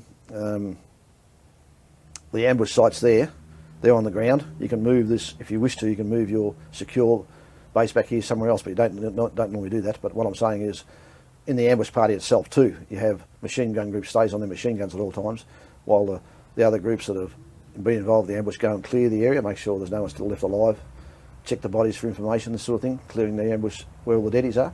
That's basically it. And then withdrawing is the same. You withdraw from the ambush site back into your firm base. Firm base, you walk out to where you're going to get picked up by trucks or buses. That's basically it. But there's a bit more to it than that. There's tactics in the ambush site itself, who goes where the commander is, where the machine gun groups are, where the cordon people are to block off people running back down the track, either out or back in again. And basically methods of search of the bodies, if you get them there. You've got to have one bloke pointing his weapon at the bloke in case he's alive still, while the other bloke searches him, this sort of thing. You quickly search the bodies because you don't know whether that's element might be a lead element for another larger element. You've got to be very careful there. And you've only got 30 or 40 blokes out there, or 50 blokes, you know, you're a pretty small unit. And if a large unit comes along, you're in trouble. That's basically it, in a nutshell. So what we do is put them through shooting on the rifle range, making sure they can shoot straight, which most of them can by this stage, they've been shooting so long. Grenade practice, how to throw grenades. You can also use grenades in the ambush site, throwing grenades if you want to. Our tactics are moving across paddy fields. The Vietnamese, they like to keep their feet dry, you see, so they stay on the paddy buns. That's the little buns around the paddy fields that are that high. And if you're going that direction, they'll go sideways, they'll go there, they go back this way, back up here like a big centipede gone wrong, you know, going sideways. Which is not the way to move. If you want to move reasonably protected, you've got to have flank protection and forward and rear protection at all times, so you move in a certain formation, either arrowhead or whatever, dictate by the ground, you see. So that's taught exactly the way the Australian Army teaches it. The only disadvantage in water, of course, if you're splashing through water, they're going to hear you, but if it's only shallow water, just go slowly and you won't make so much noise.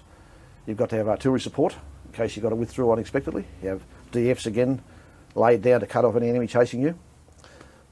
And if you've got to get out in a hurry, you've got to have some rendezvous to go to where your backup, pick-up people can come and pick you up, whether it be chopper, APCs or whatever. So that training goes on. Then you actually take them through a dry run during the daytime on a dry area somewhere in formation how you want them to travel, and show them what we mean by doing it this way and how we move into the ambush from the firm base to that and blah blah blah. Do it all on the board. The Vietnamese interpreter explains to them everything, and you tell him in English, he tells him in Vietnamese, and you go through 2 or 3 days of lectures, and then do a couple of practice runs, and away you go. And these blokes have been fighting the war for a while, so most of them know what they're doing, but some of them don't. They couldn't care less, but they pick up a few tricks off us. Yeah, Vietnamese are very casual. They're supposed not frightened of being shot. This is rubbish, of course, but that's the image they try and put across. And that's not quite.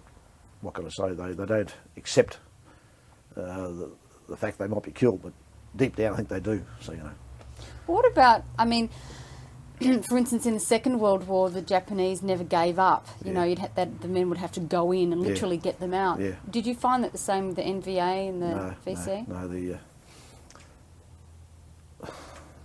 We never had mass. We never had mass units dug in and fought to the bitter end, because once the NVA in certain areas don't want to make continual contact. Once we make contact with them, they want to withdraw as soon as possible, because they know we will bring in choppers, we'll bring in gunships, we'll bring in stingers, we'll bring in everything, and Air Force Phantoms, etc., Marine Phantoms, and blast through the hell. So they'll delay you as long as possible, then withdraw the main force quickly as they can, if they can.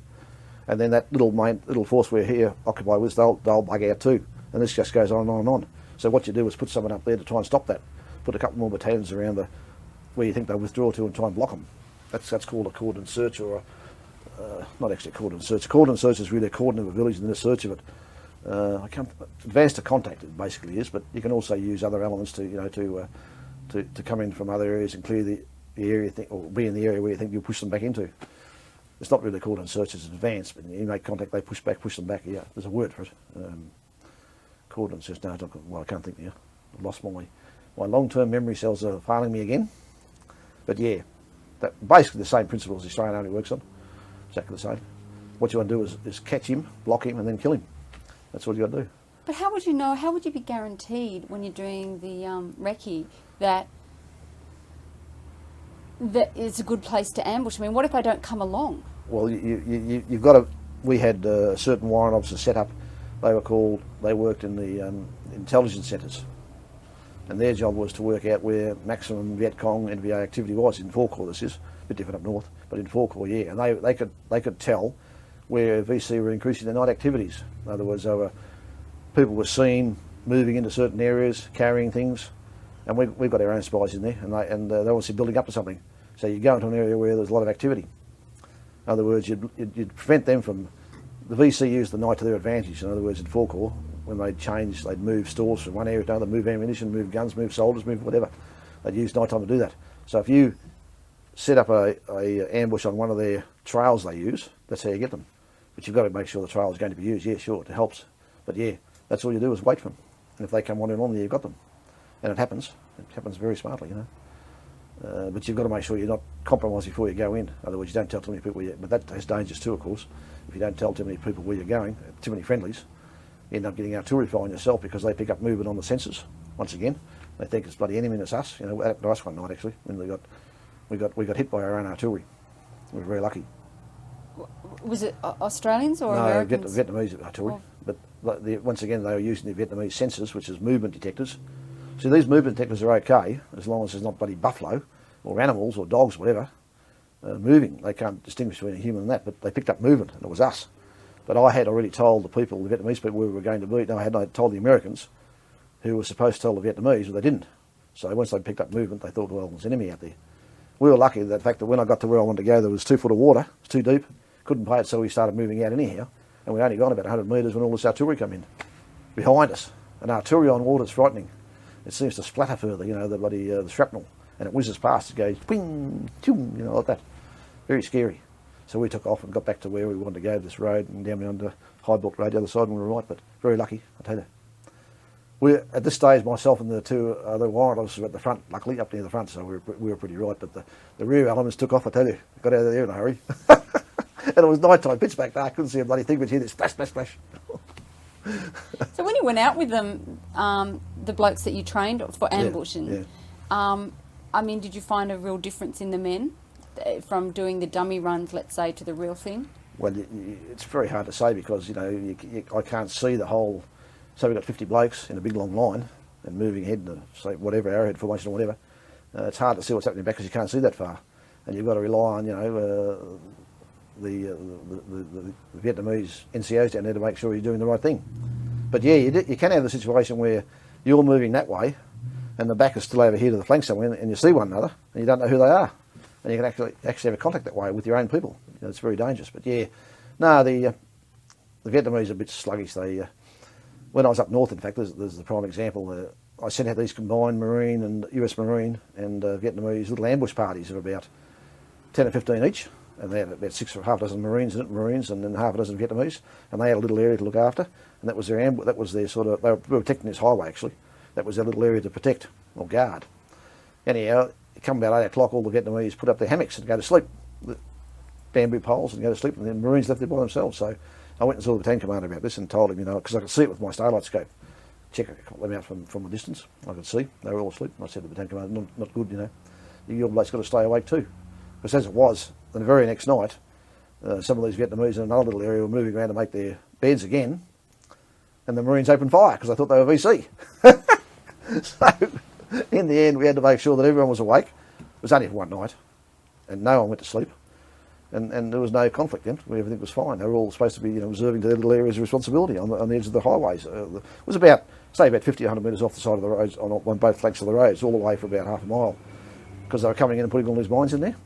But yeah, these things happen, you see. Actually, Bernie, did you encounter this frequently? Because I've heard quite a few stories about the friendly fire that occurred on behalf of Americans. Yeah, well, friendly fire covers a few nasties. You know, it could be artillery, it could be small arms, it could be anything. Artillery is what can I say, the easiest thing in the world to put on friendly forces. If your map reading's out and you're out by 1,000 metres and a bloody great 8-inch round comes in, well, it's going to decimate your forward area if it's 1,000 metres out. So you've got to be very spot on in your map reading navigation. And the way to do that, if you're in the outs at all, is to use it gives it away a bit, of course, in daytime is to use a smoke round. Get that one artillery shell, fire with smoke, and wherever it lands, you quickly take a bearing on it with your compass, back to where you are, where you reckon you are, and if it's on that compass line, you're safe. You're pretty right, you know. You can work out where you are. There's no problems. That's a quick way of doing a quick orientation, what's called orientation. But yeah, but mostly the artillery FO, that's the forward observer, they're pretty good map readers. Nowadays, our bloody Australian FOs and artillery people have a GPS. They just go zot, and supposedly it's right, you know. Probably is. But they've got troubles and the batteries are flat. That's the only problem. Well, hopefully they're taught the basics in navigation. It's a skill. It's very hard to keep maintain unless you practice, you know. That's what I'm saying here. But yeah, that's one way. Friendly fire again, of course, is you get people working through friendly ambushes. That happens. That's happened a couple of times too. Not me personally, but a couple of my warrant officers. Some other friendly group, walks through the ambush site, and that's very dangerous because it takes one nervous Binksy out on the ambush site itself to fire those claymores, and you've got lots of people dead. But luckily, they let them go through. Very luckily. And the same things happen with tanks. I've heard that people are being ambushed somewhere, and particularly in the Australian area, and all these tanks have chundered through, Australian tanks, in the middle of the night with their searchlights on, and I mean, you're not going to get up and attack a tank because you get blasted to smithereens, but they've gone through ambush sites here. Probably fighter ground support too is very dangerous. I was going to tell you about that napalm, yeah. I didn't mention that, did I? No. That time we were in that swamp and we chased them into a swamp, when I put the napalm down, the Binksies, they think it's like a day at Flemington racecourse. They all get up on the high ground and cheer and carry on, you know. And then comes a jet. And you always put them across your front like that. If you put them other way, you run the risk of drop shorts or overshoot, you know. So you put them across the flank. Yeah, this bloody Phantom came in with this huge napalm thing on it, and the napalm went off all right, but the canister it bounced back sideways and it landed, it was still napalm burning in it, landed just in front of the Binksies over here and set fire to the grass. And the grass started firing up and all the Binksies go, whoo, and all ran off back into their holes. And this bloody great bushfire burst out. It was all dry grass, of course, you know. That's why everything was burning. But that was quite comical at times. And the battalion commander was jumping up and down with his stick, beating people and telling them to go put the fire out. And oh, Christ. But yeah, that was quite humorous until the napalm came too close. Can I ask you why the South Vietnamese were called Binksies? Binksies, just Vietnamese for private. Oh, it's a Vietnamese word. Yeah, B-I-N-H-S-I, 2 words. Binsi. Yeah. Yeah, I should call it private. It's just private soldier. Were you aware, Bernie, during that time of the university demonstrations going on back in Sydney and back in Australia? No, didn't know a thing went on. Never saw it on TV, never knew. The only thing I saw, I got a couple of letters from my fiancée then. She said there's a few demonstrations down south, and I said, oh yeah, and I didn't take much notice.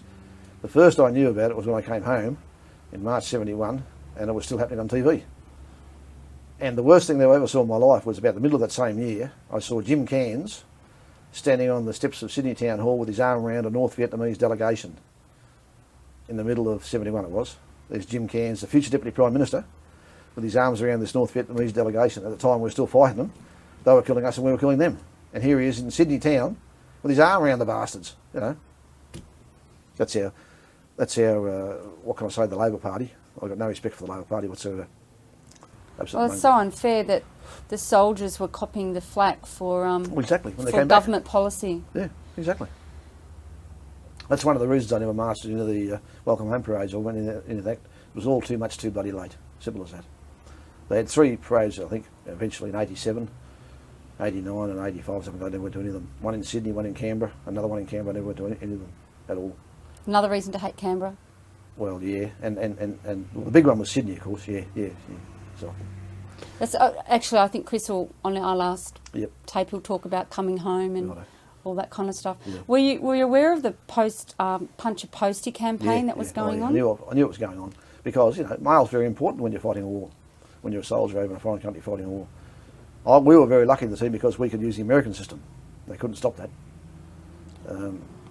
What do you mean? Australian mail going through the American system? Yeah, I could send a mail either via the Australian postal system, free, back to Australia, which is through Vung Tau, Saigon, or I could go through America, through San Francisco, and it'd come in as normal airmail from America, which was a different system. So they wouldn't know unless they looked at it, whether it was, you know, APO 96359 San Francisco, and on the top you put the Australian advisor with the American forces, and it goes straight through, free. I heard a story that the Australians had to end up asking the Americans for ammunition because they weren't getting the correct amount from Australia. The wharfies wouldn't actually take it off the... It's probably true, but we were lucky there because the Americans used 7.62. They didn't. They also... Did they use 9mm? No, they didn't. They must have. No, they used 7.62, which we could use. They also had 5.56, which we also use. And their current pistol was a 45, not 9mm. So 9mm might have missed out, but the rest was okay, yeah. So we used 7.62 in the machine guns, which is good. 7.62 in the SLR, which is good, and 5.56 in the M16, which is good. So we get all that. Well, now there's the thing too. Australia paid for every round we got off the Americans. We and New Zealand were the only nations, besides America obviously, to pay for our way through Vietnam. Cost us something like 200 million, I think the figure was quoted somewhere. 200 million over that, say, main 65-72 period when the main forces were there, to provide for all our ammunition, weapons, new weapons, food, etc., etc. So we were the only nation to pay for that in Vietnam. The Koreans, on the other hand, wouldn't go unless the Americans rearmed them. So the South Korean element that went there was a division, quite big, had to be rearmed by the Americans with M16s, M14s, all the latest American stuff, on condition they serve in Vietnam, which they did. But they had to rearm them. That cost America a lot of money. I mean, 20,000 diggers, say, 20,000 Korean soldiers had to be rearmed by the American system. It's a big outlay. But we were the only ones that we paid for everything. Everything we did over there we paid for. Petrol, gasoline, the whole lot. Bernie, did we end up using the rifles from the dead North Vietnamese that were killed, or from the VC? No. They just use them as trophies. It's very dangerous doing that. If you use an enemy weapon and it's night time, the sound gives you away for a start, different sound, and somebody else might think you're an enemy and zap you. So you never do that. The only people that did do that were a mob called the PRU, Provincial Reconnaissance Units, and they pretended they were VC. They'd carry all VC weapons, and a few of our Australian advisors were involved in that. And they all got around all in black uniforms at night time, and they obviously used the right weapons, But what they do is sneak up and pretend they were VC, and they'd meet an advanced group of VC coming towards them, and then lay into them with the VC weapons we'd got. Yeah, that happened, but no, not in the normal run of mills. In fact, most enemy weapons were very prized, and the Americans used to send them home or deal with it. They wouldn't know what they do with them, get rid of them, and trade them, barter them. AK-47 was a very attractive, piece of barter equipment. That's an AK-47 basic assault rifle. Yeah. Are they the Russian? Yes. Kalashnikovs? Yeah, that's the one. Yeah. And did you get one? No, we couldn't bring any home, but I don't know how the Americans did it. But they'd ship stuff home and put it in big Connexes and everything to go out. They used these huge Connex steel containers you see these days up here on the river, near the river there, near the bridge. We actually lived in one of those for a while, underground. It's quite comfortable. You're well protected with all the dirt and steel around you. Pretty hard to get shot or shrapnel killed from that, from artillery and like that. Yeah, interesting. But they put all the stuff in that and ship it off. I don't know how they did. We got a few home official reasons, like for demonstrations in various messes, mounted on boards, etc. Saying this is the weapon used in Vietnam, blah blah. And there's lots of those around the country. Yeah. But those weapons were made innocuous first. They couldn't be fired. Then they were presented to various messes. And in fact, one of the best small arms museums in Australia is at the Infantry Centre at Singleton in New South Wales. One of the best. Even beats the police one, in Sydney. Much more detailed and much more variety of weapons. So that obviously weapons would have gone there for that. The various Russian officers' pistols, AKs, SKSs, RPDs, all the stuff the enemy used would make it, portable stuff, not the big stuff. Portable stuff, would be set down there. Yeah. Actually, I remember watching a documentary about the Kalashnikovs having some kind of noise when you took it off safety. Click, and then you could tell them. Yeah. You could tell it was them. Well, it's the firing sound. It's the giveaway. It's a different. An M16 SLR makes certain noises, but AK-47 makes a different noise altogether. So you can normally tell at night time. And plus the fact they fire green tracer. So if you've got green tracer flicking around in front of you, there's lots of enemy around. So, it's their giveaway. They never use red tracer. We use red. They use green. So at night time, it's very very handy to know that. You soon learn. So what year exactly did you move from engineers into infantry? I came home. I tried to transfer over there. They knocked me back, said, no, we've trained you too much, you've got to stay engineers. This is in Vietnam. I had the opportunity I made applications, so they wouldn't do it. Came back to Australia to 18 Field Squad in Townsville again, that's my old unit. And halfway through the year, whacked that application in and it was approved. So in December 71, I transferred corps and got married. And I joined 2RAR, which is also at Laverack Barracks in Townsville, in December of 71, transferred corps to there. And did the officer think you were crazy? No. In fact, my company commander became my mate in Vietnam. I was with the training team. Wally Shepherd came and became mortar officer. Harry Lovelock, who trained me at Canungra, was the 2IC. And about 6 of the warrant officers that I worked with in Vietnam were also in the battalion. So it was all like homecoming week. But no, people do that. Another bloke followed my suit about 2 years later, did exactly the same thing. Transferred from artillery to infantry, yeah. But then you stayed in infantry up until you left the army, yes. Is that right? Yes, forever. Did you find that a more rewarding experience? Yeah, initially in the battalions, yes. But in those days we had 9 battalions until Whitlam got in 72, we cut it back to 6. So then positions in battalions became hard to get, and I ended up doing more staff type work. I didn't like that, but that's just the problem of getting older and more senior in the army. You end up pushing a desk somewhere, which is a pain. Not my criteria, I don't like it. But that's why I hated Canberra, It's full of pen pushers down there. And there's too many civvies. I cannot believe that Australian Defence Force of 30,000 needs a 15,000 Defence Force civil bureaucracy. 15,000 top of that again is civvies. In Canberra, most of them. I think that may happen with all kinds of bureaucracies. But not 15,000. No, that's an extreme amount. It's half the size of the regular army.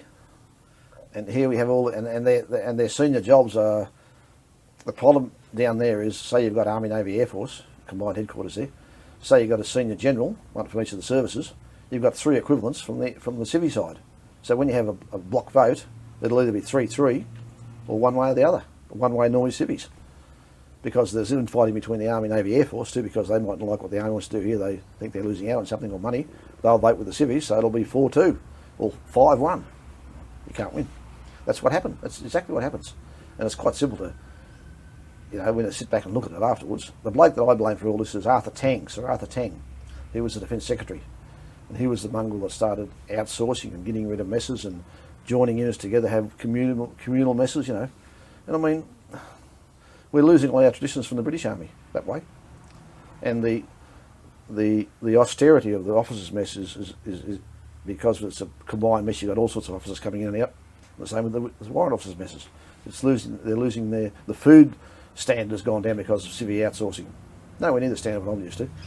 In my day, we had our own cooks and our own rationing, and we prepared our own meals, and they were beautiful meals. But now, you go to Canunga, where we have a training team get together at Canunga every July, our birthday, and the Queensland Association goes there. We used to pay about $25 for a nice meal. Now you get less equivalent and less standard for $35, so we don't go there, we go to the RSL at Canunga now and have our meal there. But we've got our own, up the back of Canunga, we've got our own memorial. It's called the Kanya, which means home. Kanya Ukdaloy means home of the advisor. And it's a grotto, beautiful grotto. We've got all our, we've got 2 grottos of trees. We've got a little, it's a Korean, which is a blue Korean little shed about as wide as this, and 3 walls and a roof. And on the back wall's all marble, and in white, beautiful white printing is every member of the training team, 940 names. And asterisks next to the ones that got killed. And in fact, the ones that got killed have got permanent trees there now in plaques to nominate they were killed in Vietnam. They've got the avenue of KIAs. And then there's 4 actually who died back here that have also got their ashes up there, so it's a very sacred place, Where is this exactly, Bernie? At Canunga itself, Canunga Army Training Ground. Canunga used to be JTC, it's now called something else. But it's the Army training area there, and we've got up in the hills to the back, got a beautiful little area. It'll never be lost or anything. It's always been Commonwealth land. And we've got our own special area there. It's beautiful. It's absolutely beautiful. We have a big ceremony every birthday. We have the 3 flags, the South Vietnamese flag, the American, the Australian. We have the Padre come and officiate. The cadets from around here go and do their thing for us to hold the ground and all sort of stuff, all the military type stuff. And about 100, 200 people turn up every year. It's really great. When did you learn you were coming home? Well, most times it's 12 months, so you assume it'll be around about 12 months to the day. In other words, a week either side of the 12-month period, that'll be the day you go home, yeah.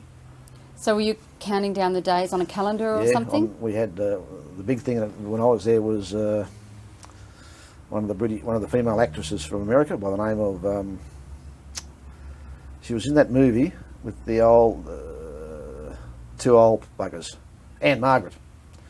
Anne Margaret, they had this, what they did, they made a figure out of her, and then they had numbers in sort of like a jigsaw.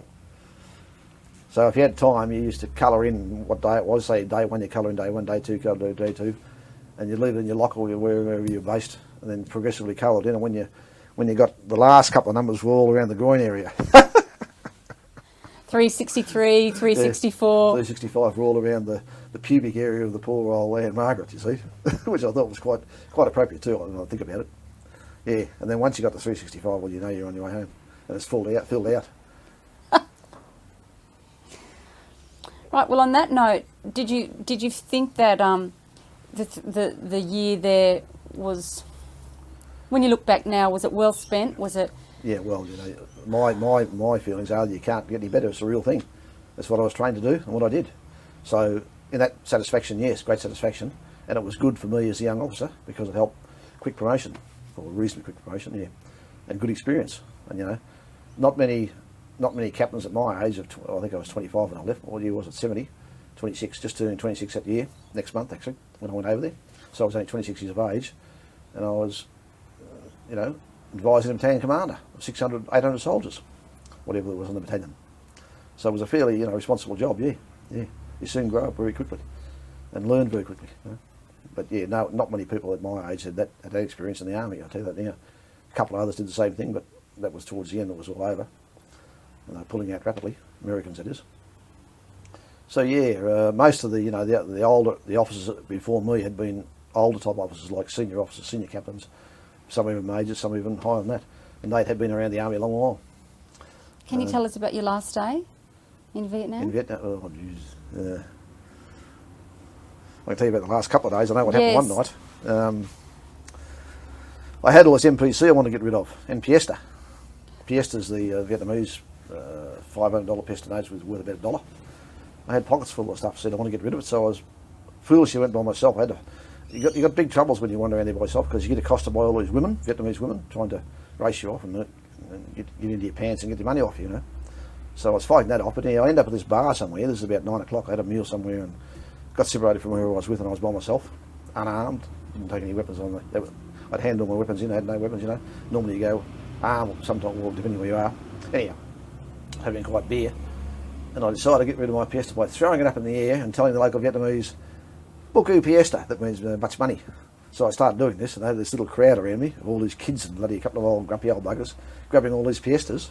And just at that stage, an old mate of mine and his mate came around the corner, two captains, and here's McGurgan standing on the table throwing all this Piesta around. They dragged me down and said, "What are you doing?" I said, "I'm getting rid of my Piesta." And I was drunk, of course, and they carted me off, see, luckily. So I went and had a couple of beers somewhere else and we went back, got safely back to where we were staying. And I think the next night I went home. Next day I was very subdued because I was very hungover and had no money left. I threw it all away. Literally. Yeah, physically. I think I had a few MPC left which I gave to someone else and had a few beers at the bar. I said I'll pay at night and I wasn't going to be there, so I knew. They didn't say anything, they just said, "Oh, you're right," a couple of beers. And by I think about 5 o'clock, 6 o'clock I flew out. Yeah, that was the last I saw it. So the last day I knew what I did, but the last night I had no clue. And then the last day again, I was probably, or the very last day, I was probably, you know, I was thinking to myself, you know, going to be great to get home, see my fiancée, get married, and settle back into where there's no noise. That's the big thing. Noise was the killer. The bloody noise of the place, you know, combat noises and aeroplane noises and bus noises and truck noises, twice as bad as this road out here now, which is pretty bad. And I was happy to get away from that, you know. That was my main thought, and good to be alive still, without parts being shot off me. Why was it so bad you throwing the Piestas away? Was it because you're pulling attention to yourself and you didn't have a weapon on you? No, well, I was probably a bit foolish because someone could have knocked me over and rolled me and got all the money, you know. But there was no way I was going to get rid of it. I wouldn't be able to spend it that night. Where I was, they only accept MPC, so I had all the Piestas, which is... So you could... The funny thing is you could have a Piesta, Piesta, the Vietnamese currency, send your local little lieutenant in Forecourt, my interpreter, send him down to buy crab and food and bread and everything, and eggs.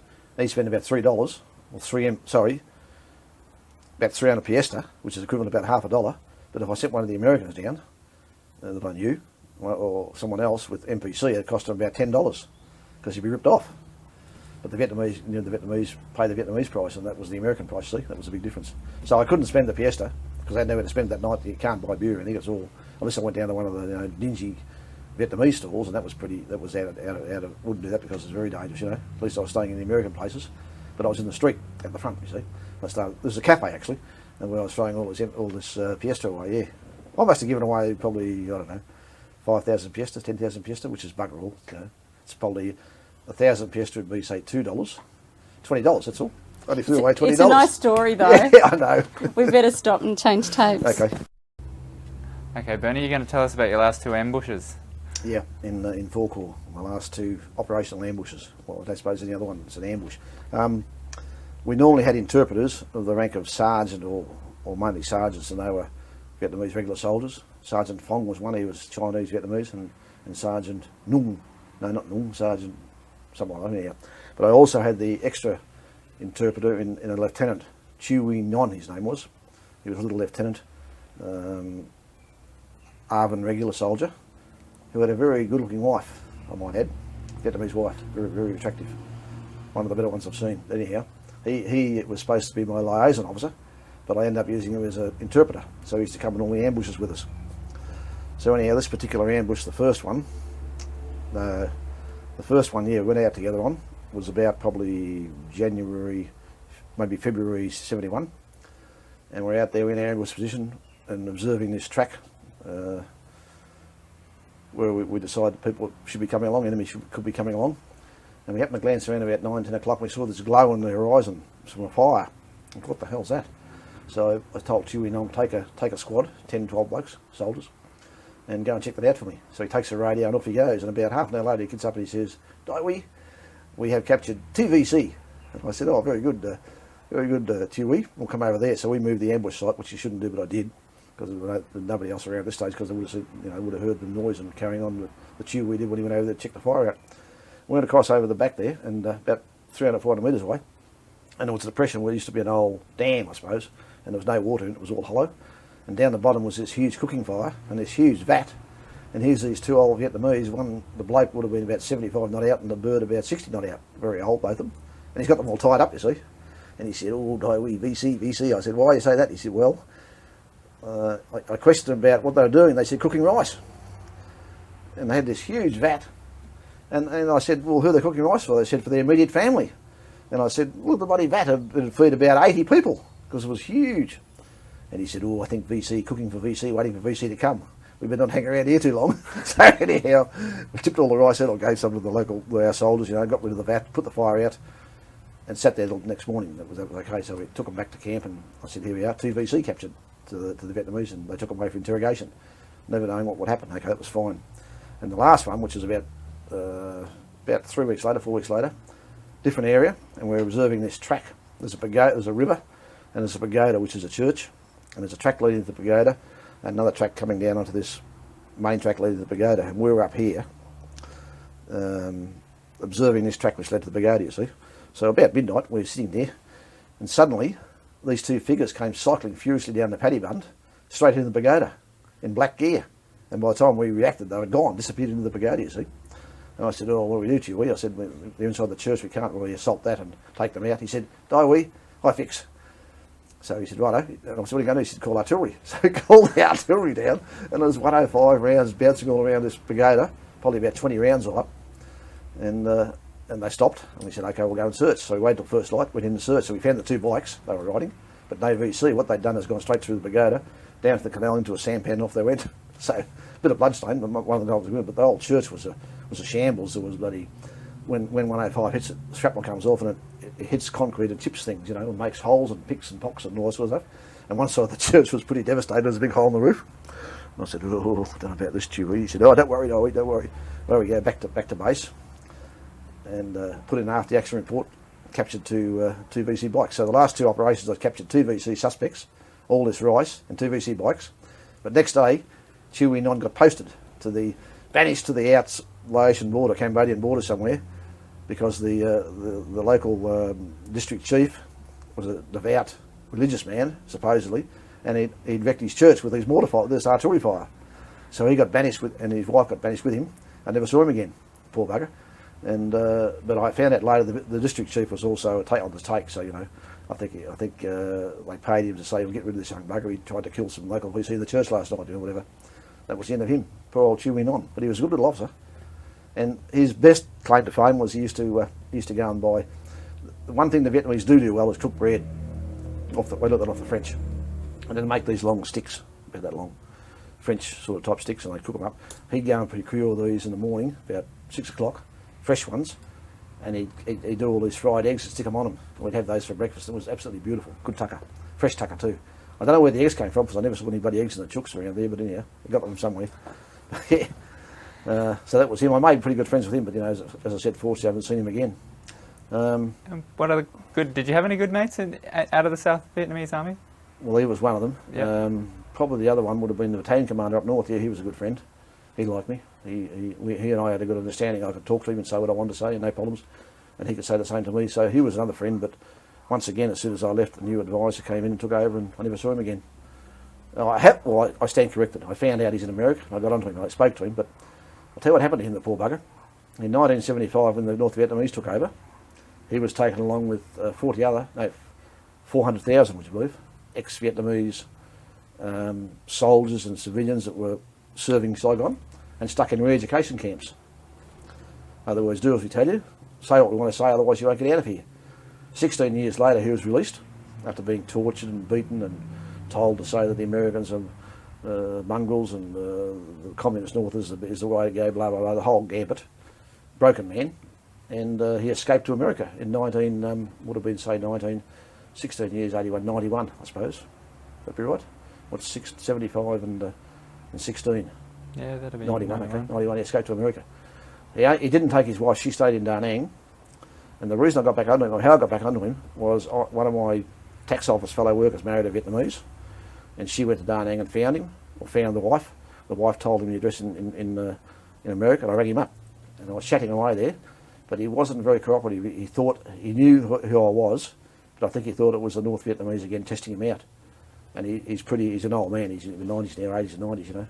So I didn't get much sense out of him. But he's in America, living there. Hope he does well, you know. But he's a broken man because I tortured him and buggered him up. And he's very frightened, you know. He wouldn't say too much on the phone at all. And I was speaking Vietnamese to him, you know, and English both, or American. But yeah, he was very reticent in coming forward. So I think he's been knocked around a bit. Yeah, that's what happened to him. He was a good man.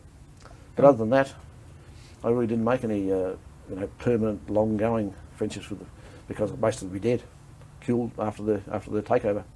If they still stuck up for their rights and their principles, they would have been knocked off. And thousands would have been shot later on, for sure. Sad. And what kind of shape were you in at the time that you left? Oh, not very good. I was run down. I had picked up dysentery about 2 months earlier. Yeah, there's the thing too. Twice I got that, and there's no record on because we went in the American system, there's no record on my files about having dysentery twice. I kept on getting these huge ulcers on the back of my neck and my bum, would you believe, which had to be lanced all the time. That was very painful. They were big ulcers they were, and they had to be lanced. That bloody tickle, I tell you. Ooh. Without a bloody bit of a painkiller, and you only had to have something rub on it. It was really tender, so that was bad. I think I had about 3 or 4 weeks off. I came good sort of towards the end of that, but these ulcers still kept coming, and that was because I was run down on poor food and poor food, I guess, and my immune system was run right down. I was very light. I went to Vietnam about 80 kilos. I probably came home about 70, and I'm now 90, 93.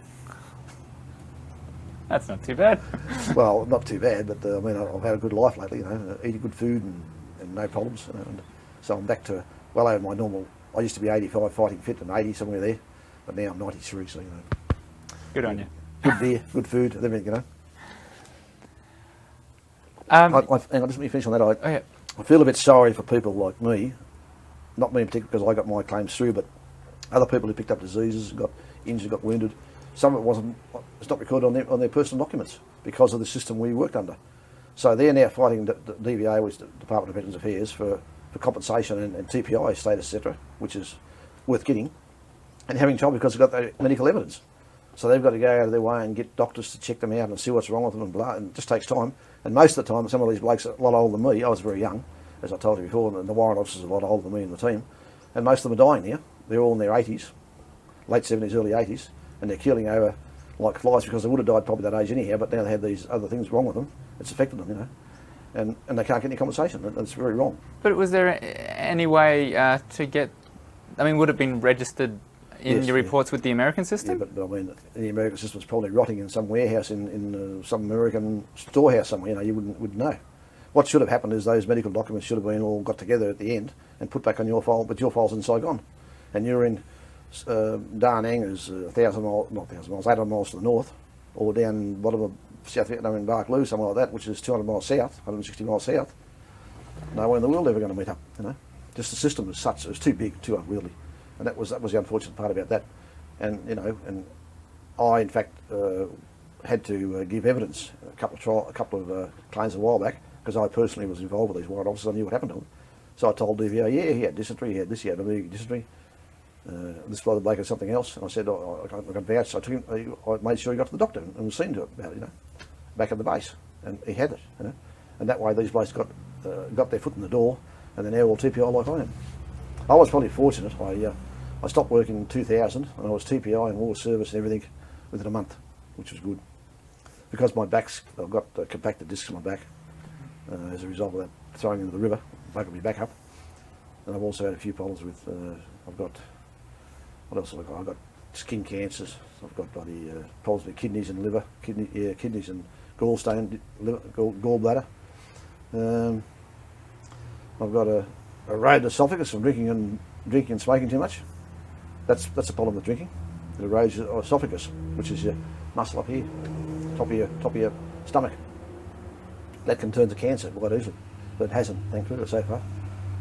But you know, I'm not too bad now. I'm nearly 60, and I can still get around pretty well, and everything's under control, I hope. So I'm happy. And what about, you mentioned earlier, Bernie, that seeing a psychiatrist. Oh, Psych, is that related to? Yeah, I was having a bad run after I got out of the army in '87. I went and lived by myself up in up near Cairns, southeast of Cairns, out on that peninsula, which is an Aboriginal reservation. And I was there by myself, drinking too much and carrying on with an old mate of mine. And I decided I better get away from there because I was going to kill myself, you know, not physically, but just by doing too much drinking like a madman. I just got divorced and I was all upset about that, and my wife getting custody.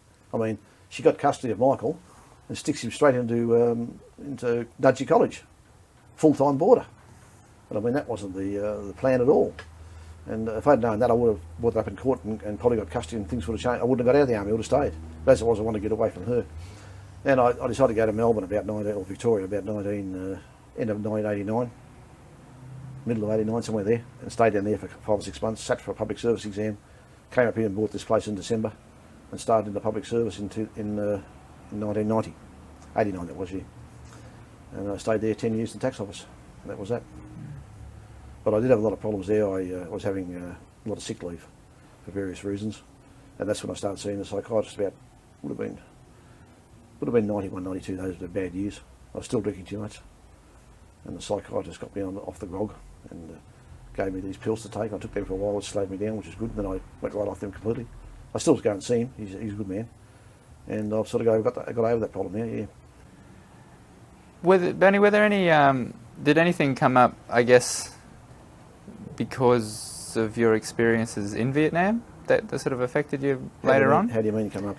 Oh, well, just with seeing the psych or drinking or anything like that, I guess because of what you actually went through during Vietnam? Well, I think it was a direct result of it, yeah. I was a good drinker before I went there. The army, most army officers are. They do a lot of drinking, which you got to socialise a lot. And you like your wine, which gives me gout now, all that sort of stuff. Yeah, of course you drink a lot, but I think I drank more when I came back from Vietnam, yeah. And probably because of the government to a degree too, because they were doing all these things to the army in particular, and I objected strongly to what they were doing. You know, they were screwing the Defence Force, or the army in particular, particularly Whitlam.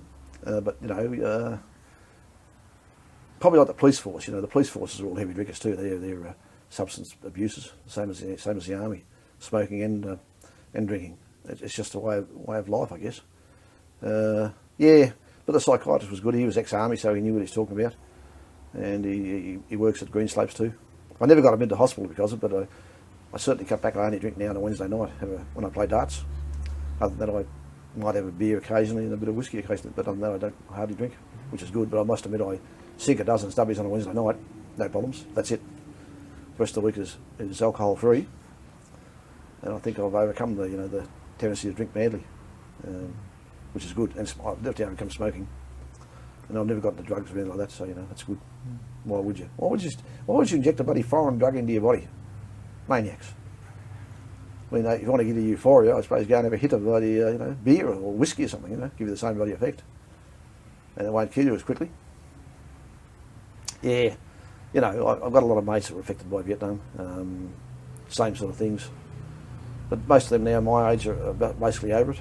I think I mentioned earlier in the piece, who's died now, hasn't died, and how many have died. But yeah, most of us are still alive out of the 60, probably 50, 45, 50 are still alive.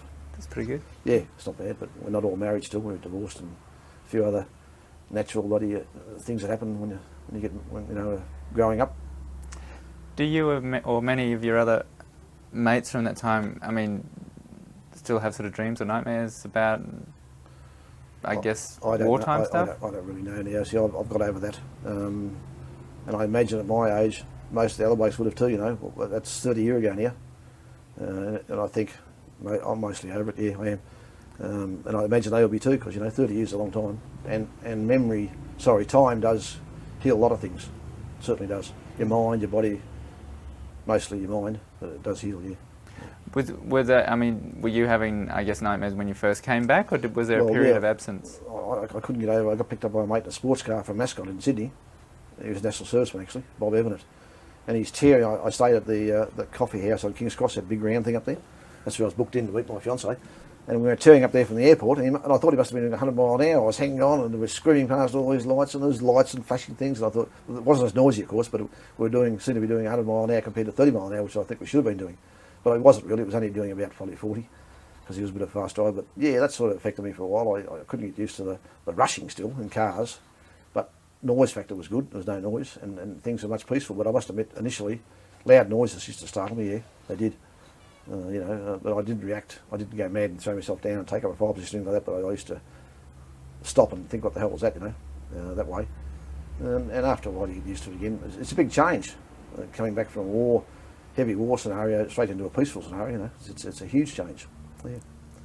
And how did you find the difference between, I guess, army life and then Civvy Street actually coming out of the service? Huge difference. I was lost for a couple of years there because the army had been my life, and I didn't know what to do. I was what can I say? I was running around on a treadmill, getting nowhere. Yeah, huge change. And I probably should have done it the same year I got divorced. I did the whole lot together, and that really affected it worse. I got back on the booze, got back on a few other things. That's why I went and saw the psychiatrist in the end. And I was going really bad downhill. So I went and saw him down here when I first came here, and everything was sort of under control then. But yeah, I did go downhill. And for you, Bernie, what was the main, I guess, difference or obstacle about Civvy Street? Well, I lost all my mates, my very good, mates I've been to war with, mates I see in the army. No matter where you go, you've got friends, you've got mates, and that's universal in the Defence Force.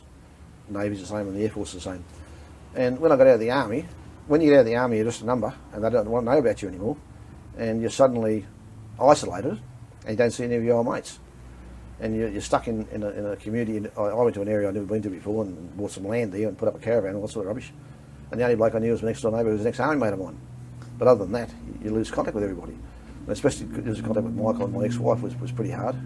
I didn't want that, but it happened. Yeah, I found it very devastating, to say the least. And it took me a long while to get over that. Probably 3 to 5 years to get over that. Yeah. And I got a job again. Yeah.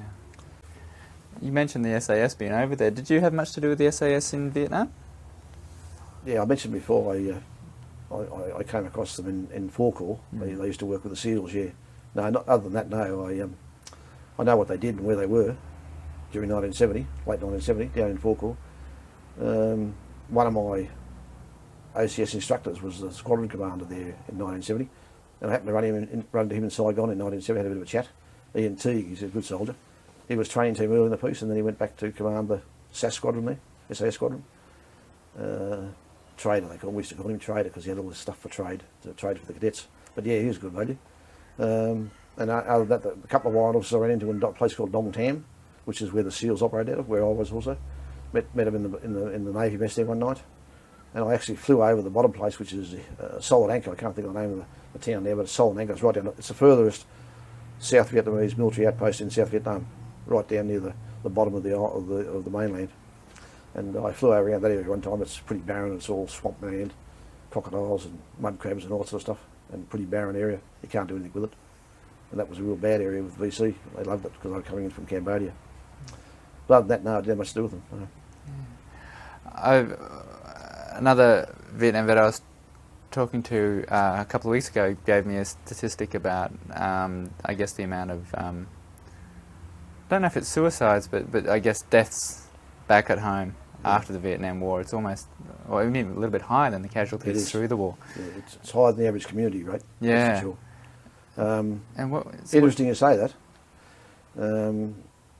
because the American Special Forces in Afghanistan and Iraq are having the same problem now back in the States.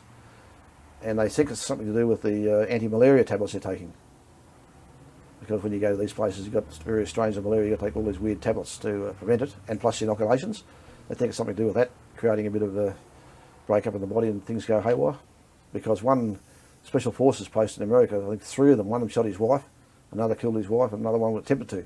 So 3 Special Forces blokes attempted to knock off their spouses for some reason when they got back. That was within 2 or 3 months of going back to the States, which is a bit weird. And now the American, I think, military has set up some sort of investigation, check all this out, see what's causing it, what's making these people go haywire. But given what you experienced face to face in Vietnam and what you know of what everybody else experienced, you feel it'd be more something to do with the tablets, medication, not necessarily what they actually went through in battle? No, I don't think. Why would you want to go home and kill your wife because you went to Vietnam? I wouldn't. Point being, I think it's some external influence, and I think it's something to do with the medication. I know for a fact that in the training team we took 2 lots. We took a daily tablet, which is a little white one, which is okay, and then an American weekly one, which is a big pinky orange tablet, which used to make me sick actually. I had to cut it in half and take half one day and half the next, otherwise I'd be sick. But my ex-wife tells me a couple of Australians developed malaria and killed them at Vung Tau. Task force people, operational people, out in the bush, taking these tablets. They got put in hospital with some mysterious wog and died. And that was because of the malaria tablets, the anti-malaria tablets, affecting their system. It only affects certain people certain ways, but these people unfortunately wore it. And 1 or 2 actually died from it. That's from a pretty official source. She knew what was going on there. And she said the malaria medication killed them. Not, in any great numbers, but 1 or 2 or 3 I think it was, over a 6-year period. So I think there's got to be something in this anti-malaria stuff. It's got to be. And the American military appears to think that way now too. They're going to investigate this Afghanistan special forces mob killing their wives and carrying on. They went berserk on the grog back home and just went completely berserk for some reason. Maybe they were drunk too, but there's got to be a reason why they're doing that. Yeah. And they seem to think it's medication. And in fact, they remember they injected all the Iraqi people with injections before they went. God knows what was in that.